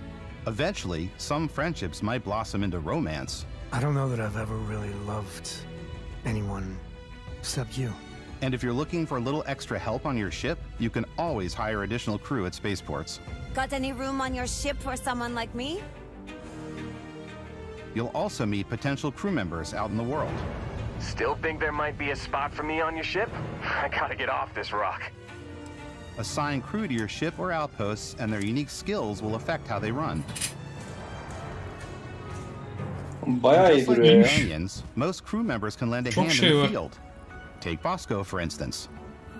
He's designed around the core basics of a NASA machine. Please avoid getting shot. You might die. I still wanted to give it almost a humanoid personality, so I elongated the limbs. This tends to make him feel more human-like and give him a little personality. It is a shame exploration requires so much bloodshed. Using the shipbuilding tools and crew selection features in Starfield, you'll be able to build and captain the ship of your dreams. And now, gemiye mi diyorsun Hakan? Böyle bir bakalım bilgisayarım kaldıracak mı beni bu oyunu?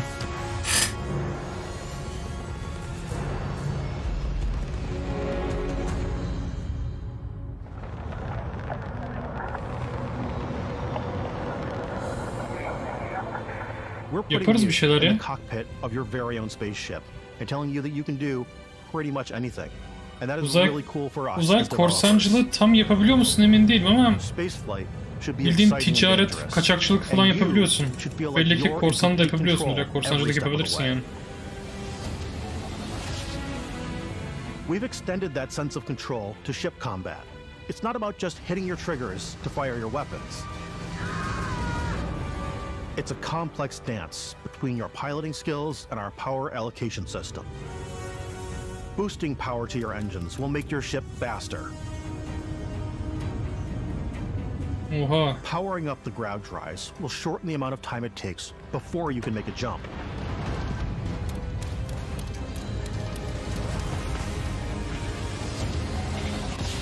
And moving your power to your weapons and shields means you're ready for a fight. You should always be on your toes because you're not alone out there.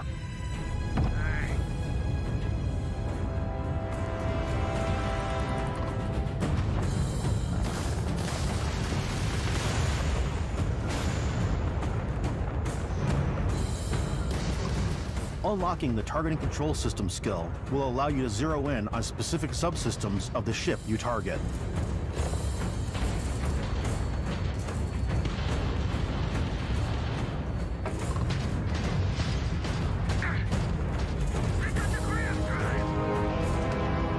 After destroying an enemy ship, you can loot the remains from your cockpit. You can always turn any ship that engages you into scrap. But you can also take a more personal approach by docking with the enemy vessel and boarding their ship. Enteresanmış bu. Bayağı iyi.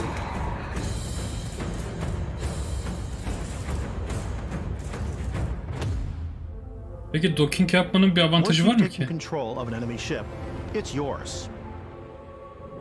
add it to your fleet, and retrieve it at any spaceport. But space is way more Belki than gemiyi de fun for your kendi life. filona ekleyebilirsin orada. Just like when you're planetside, there are plenty of sights to see and stops to make on the way to your next adventure. Like these massive star yards. Walk the halls, talk to the crew, maybe get talked into buying a whole new ship. A civilian in my star yard. Let's see about getting you a proper ship, one worthy of you. Maybe you'll dock with a gigantic battleship, like the UC Vigilance. 100 level. Or rub elbows with the galaxy's wealthy elite on a cruise ship fit for the stars. There are plenty of personal encounters to be had as well. You can hail any ship you come across to trade, swap info, or maybe even commit an act of piracy. Let's do this. When I'm playing, I generally go crazy. I definitely go like the more piracy routes. I want to take over ships. Evet, korsan olabiliyorsun. Like, this is now mine. I steal all the sandwiches and put them, you know, in my cargo hold that I have specifically for sandwiches. I don't want to play the hero, but I want to go out and just start taking things from people as quickly as possible. Some strangers might be looking for a little human connection in the darkness of space. Hello, stranger. I just finished cooking up some food. If you want to come on over, just pop on by. Some of the best moments are the ones you discover on your own. The thing I love most about Starfield is that it is a Bethesda game through and through. It's really about going to strange new places, meeting interesting people, and getting sidetracked on zany adventures. Then realizing 2 hours later that you're involved in a completely new story. You're human. We thought we were the only ones to leave Earth. That DNA is so present here. Duydun mu? Dünya belli ki yok olmuş ya. And it feels so cool to play it and just make your own path in this universe. There are over 1,000 planets out there, just waiting for you to visit. We want you to feel like Over 1,000 mı dedi gerçekten? Breaking ground on new planets, exploring every inch of a mostly untouched galaxy. Muhakkak repetitif olur da yani yine de iyi yani. We want you to feel this sense of awe and wonder. And sometimes a little fear. Ulan ne kadar garip bir gemiydi. We're giving you a massive playground and a ton of toys, and just setting you free.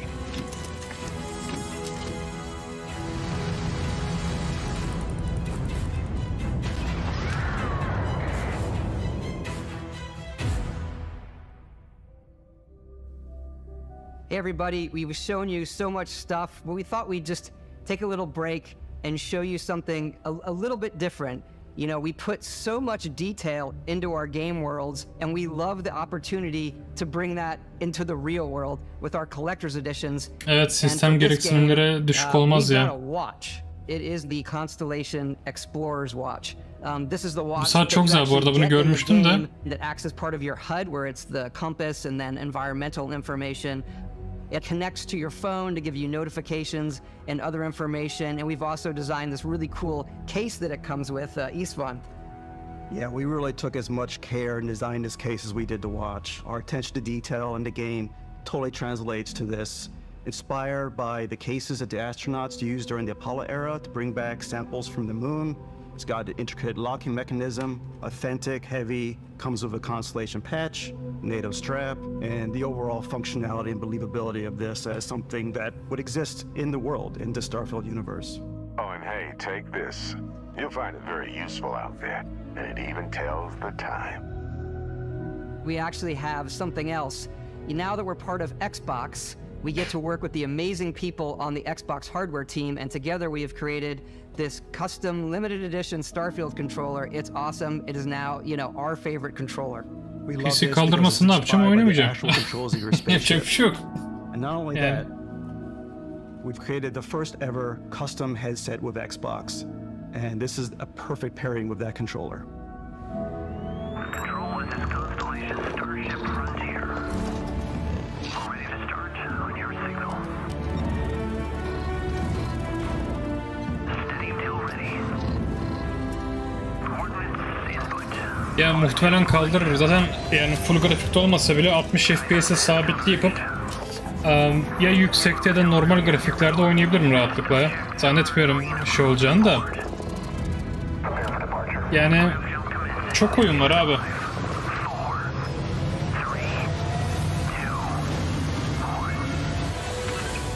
Ya RAM yesin.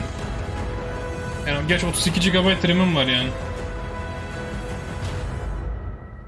Ya olay benim PC'nin kötü olması bir de aynı zamanda yayın yaptığımdan dolayı ekran kartına yük biniyor öyle.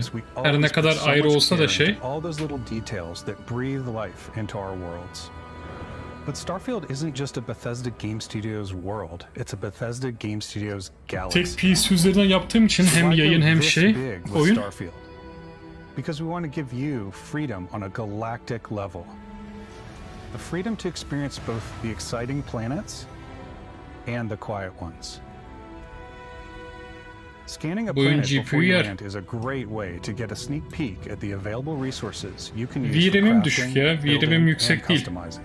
I think what's it's cool about 8 GB VRAM var sadece. Generate the planet itself as a procedural content, but the handcrafted content itself comes as the player explores. 16 GB RAM yetmez ya buna. Our system builds a planet as the player approaches. Yani bilgisayarın 16 GB varsa yetmez yani. Muhtemelen oyun zaten 16 GB isteyecek. After that we have the system that adds interesting locations for the player to explore, creatures to encounter. Prosedürde generate olmadığını söylüyor. It allows us to add that touch of environmental storytelling that Bethesda is known for. Aggressive creatures have been disrupting our experiments. Their habitat isn't far from here. If you could take care of them for us, we would be in your debt. So even if your friends were to visit the same planet that you had, you would have a different story to tell.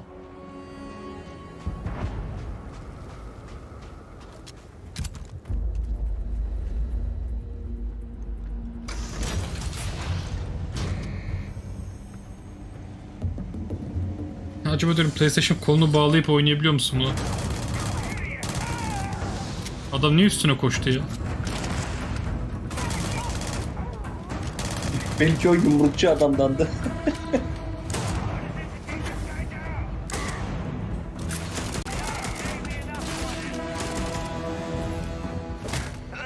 Yalan yok, ben bu oyuna low-key hype'landım. Bana böyle bir Skyrim havası veriyor şey bakımından. Hani çok güzel büyük bir dünyayla yapacak çok şey vardı falan ya.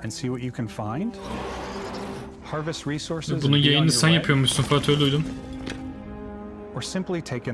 Ben de öyle düşünüyorum. With the help of your scanner, you'll chart the uncharted and discover exotic wildlife. If you have the skills, you can even figure out that certain creatures and plants, you can build an outpost and produce resources from those plants and animals. You can get experience and rewards for fully surveying planets and fully surveying a whole system.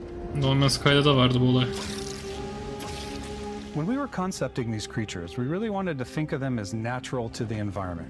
We didn't want alien monsters, we wanted native wildlife. Something you've never seen before. When it comes to our exteriors, when the sun moves, all that light is calculated in real time through the atmosphere. Our biggest goal for lighting with Starfield was to make the game feel more filmic, to use lighting and color to really make it feel more cinematic. Abi bazı sahnelerde yani adamların gösterdiği orada bile 60 FPS durmuyor sanki görüntü ya.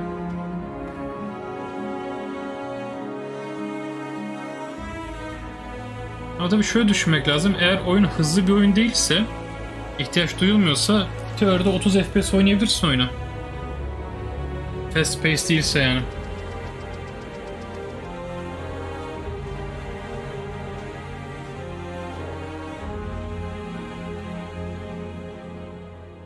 After some exploring, you can find a spot to set up a base camp.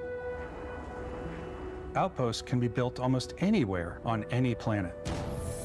And the habitat modules come in all shapes and sizes, filling all different purposes. You can even live in them.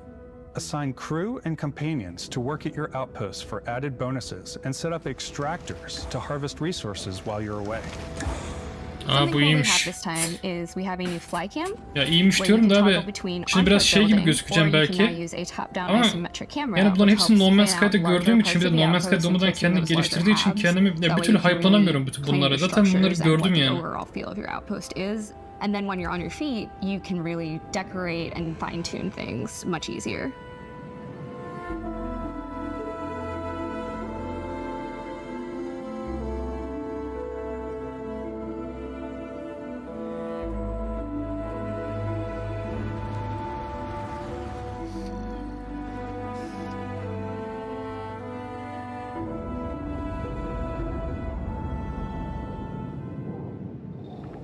Add crafting and research stations in your outpost to utilize any resources you find or already have. Cengiz No Man's Sky'da da bayağı bir quest geldi, bilmiyorum ne zaman oldu ama şu an çok başka bir larger magazines, a selection of grips and barrels, different ammunition. Yani şu anki No Man's Sky ilk çıktığına nazaran aşırı çok değişti.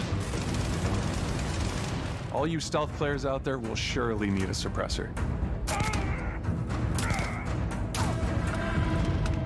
You can also choose to go hands-on with melee weapons. I think it's always a delicate balance between like what's realistic, what's sim, and what's Hollywood. And I think we sort of err on the side of like what's fun for the player. With Starfield, we've completely overhauled our combat. It's more dynamic, the animations are more fluid. It just feels great. We probably have more mods and more weapons in this game than I want to say any other game we've done before. There's a lot of variety. Upgraded gear is just one of the many factors to pay attention to when engaging in combat. You may need to switch things up based on your environment. Gravity is different for each planet, and boost packs are excellent for getting around. And for giving you an edge in combat. Sometimes you'll even feel like you're flying.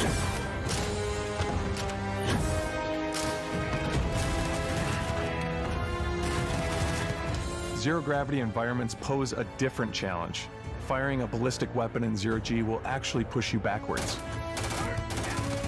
Energy weapons, on the other hand, offer a more stable shooting experience.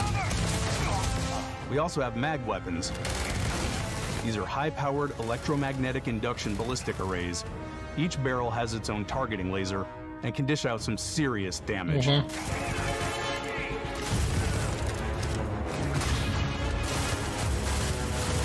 Whether you want to get up close and personal with your own two fists, or you like more compact weapons like pistols and submachine guns, or maybe you prefer something bigger.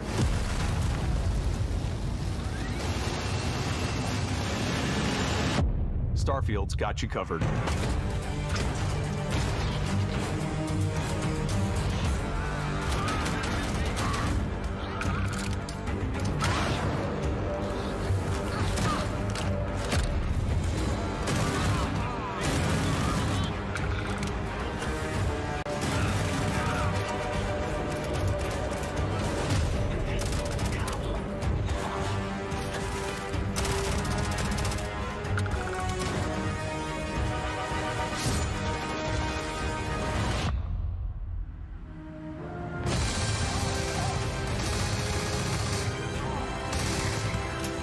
Oğlum tüm düşmanlara face check yapıyoruz ya.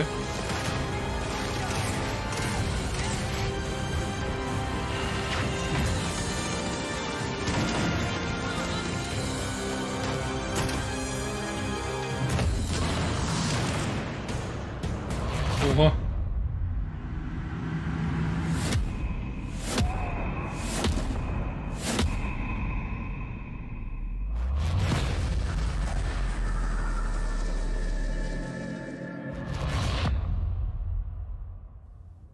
Thanks again for being with us today. We are just so grateful that you've taken the time and spent it here.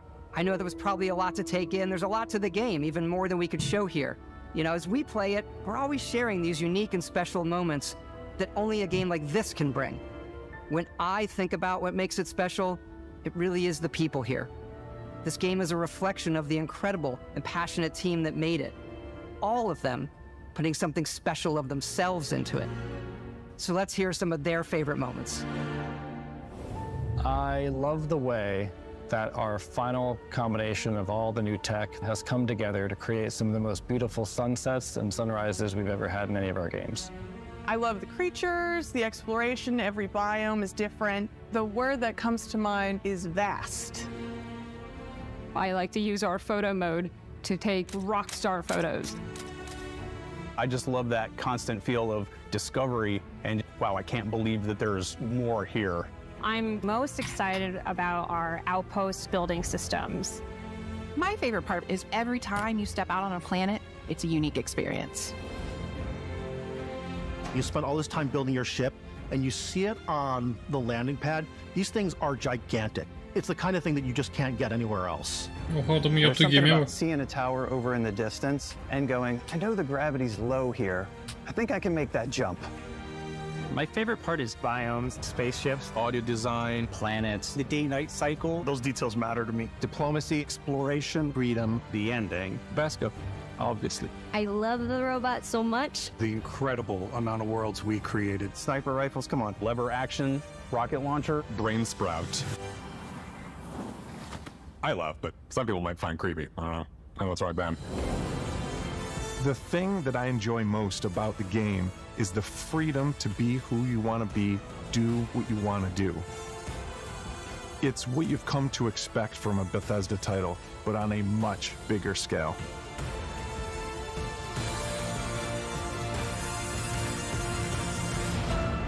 On behalf of all of us, we can't wait for you to play Starfield and make Oyunun your sonunu mu own gördük special acaba orada? moments. Toplamamız gereken şeyler, parçalar birleşiyor, portal oluyor.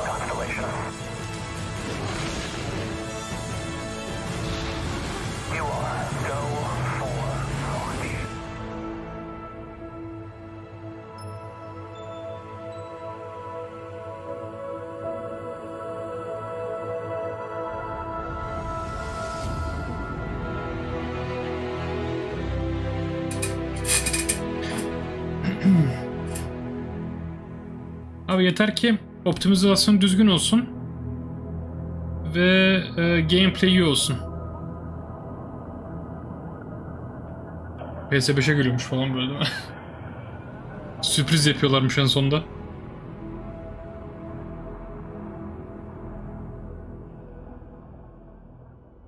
Constellation de şey alıyormuşuz, paket alıyormuşuz. Yok ya, almam abi, niye alayım? Bedavaya gelecek zaten abi oyun. Game Pass'te.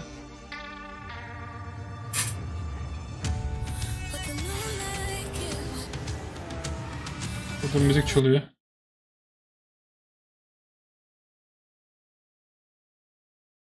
Daha karanlık tema bilemiyorum ki ya. Bilmiyorum. Şimdi story'nin ne olacağını da bilmiyoruz hiçbir türlü.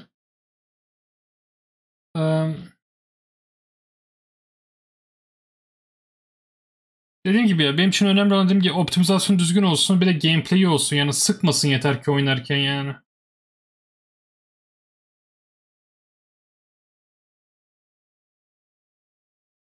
Ama belli ki bazı resource'ları toplamak için bazı uydulara gitmemiz gerekecek. Uydulara gidip toplama yapacağız. Sonra kendi yani kendi outpost'umuzu oluşturduğumuzda belli, orada da muhtemelen temel şeyler, malzemeleri ürettirebileceğiz bazı makinalarda.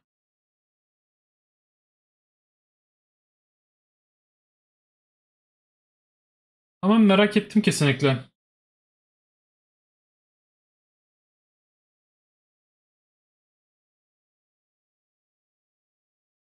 Ben bayağı not aldım ya. O kadar çok oyun birikti ki not aldım oyunlarda.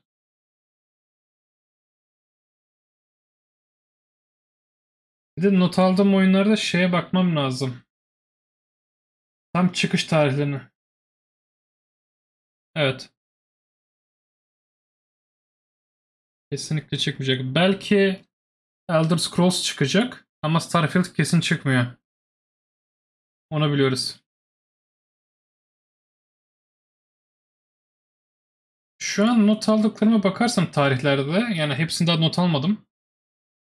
Skylines 24 Ekim'de çıkıyor. Hadi o büyük sorun taşımıyor. Onu ben normalde de oynarım zaten. Çok yani onu erteleyebilirsin oyunu.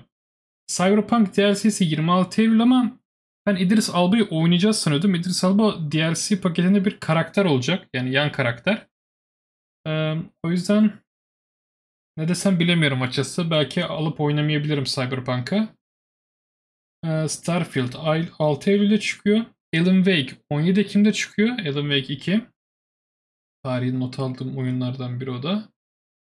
Spider-Man 2 20 Ekim'de çıkıyor. Bu baya kötü açısı. Spider-Man 2 ile Alan Wake 2'nin bu kadar yakın olması. Belki Alan Wake 2'yi Spider-Man 2'den sonraya bırakabilirim. Çünkü Alan Wake 2'ye başlayıp yarıda kalsın da istemiyorum açıkçası. Ama Spider-Man 2'ye de geç başlamak istemiyorum. Ne yapacağım bilemiyorum açıkçası.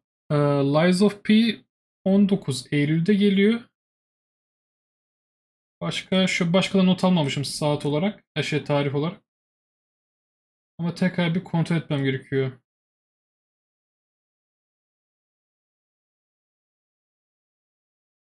Ama tamam. Evet çok arka arkaya çıkıyorlar. Ben zaten her oyunu oynayamayacağız yani. O da var.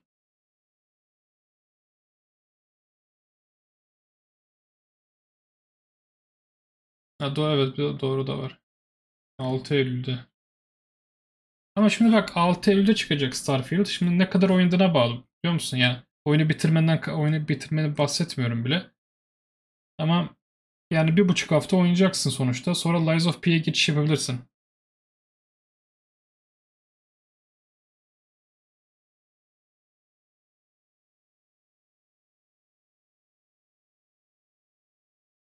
Evet.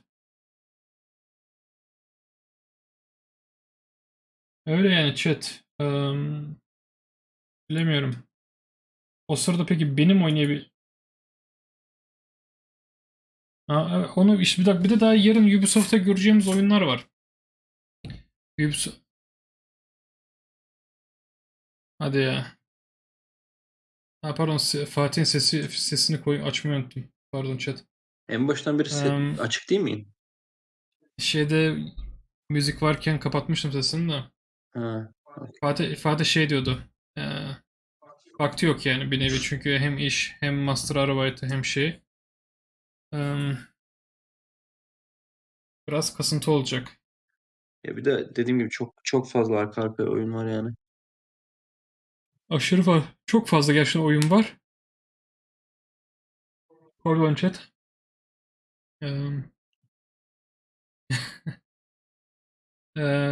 Çok fazla var. Ubisoft Forward saat kaçta olacak ona bakalım.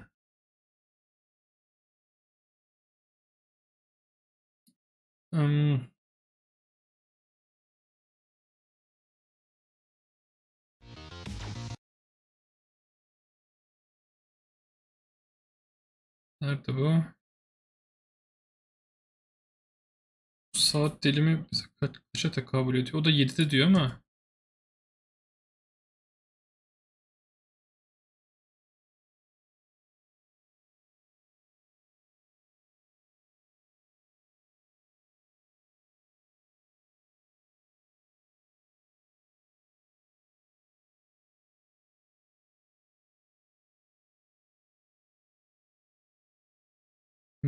Mitteleuropäische Zeitzone falan mı demek ya?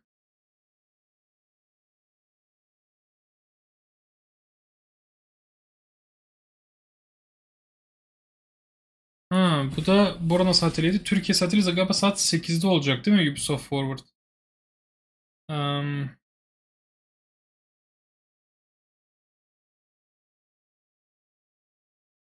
Okey. Türkiye saatiyle saat 8'de sanırsam. Okey. Ubisoft Forward'ı da izleriz herhalde yarın diye tahmin ediyorum. Sorunsuzca. Bakalım. Neden bu kadar çok esnemeye başladım ya? Ne oluyor böyle?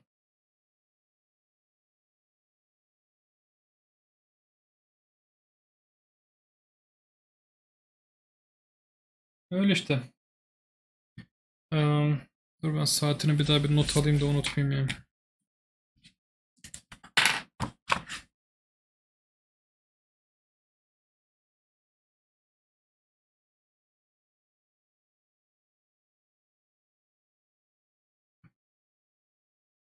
Böyle bir sıkıntı var. Hakikaten nasıl yetiştiririz hepsini bilmiyorum. Ve de YouTube'a içerik. Hiçbir şey bilemiyorum arkadaşlar. Ne yapacağız? Okey. Vay be. 2 saat falan sürdü bu arada sunum. Uzun sürdü.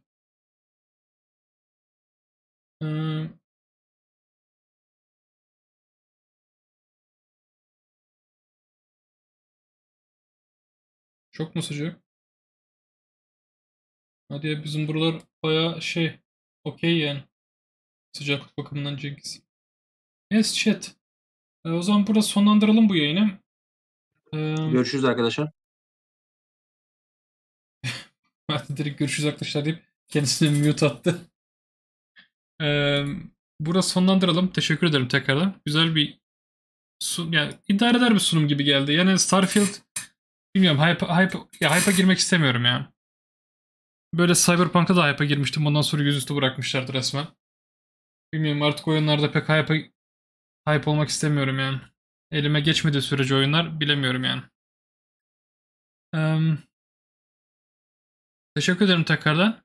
O zaman bir sonraki yayında, ki yarın da şey olacak, Ubisoft Forward. Görüşürüz. Belki ondan önce yine bir Diablo yayını. Bakalım. Kendinize iyi bakın arkadaşlar. Sağlıcakla kalın. Bay bay.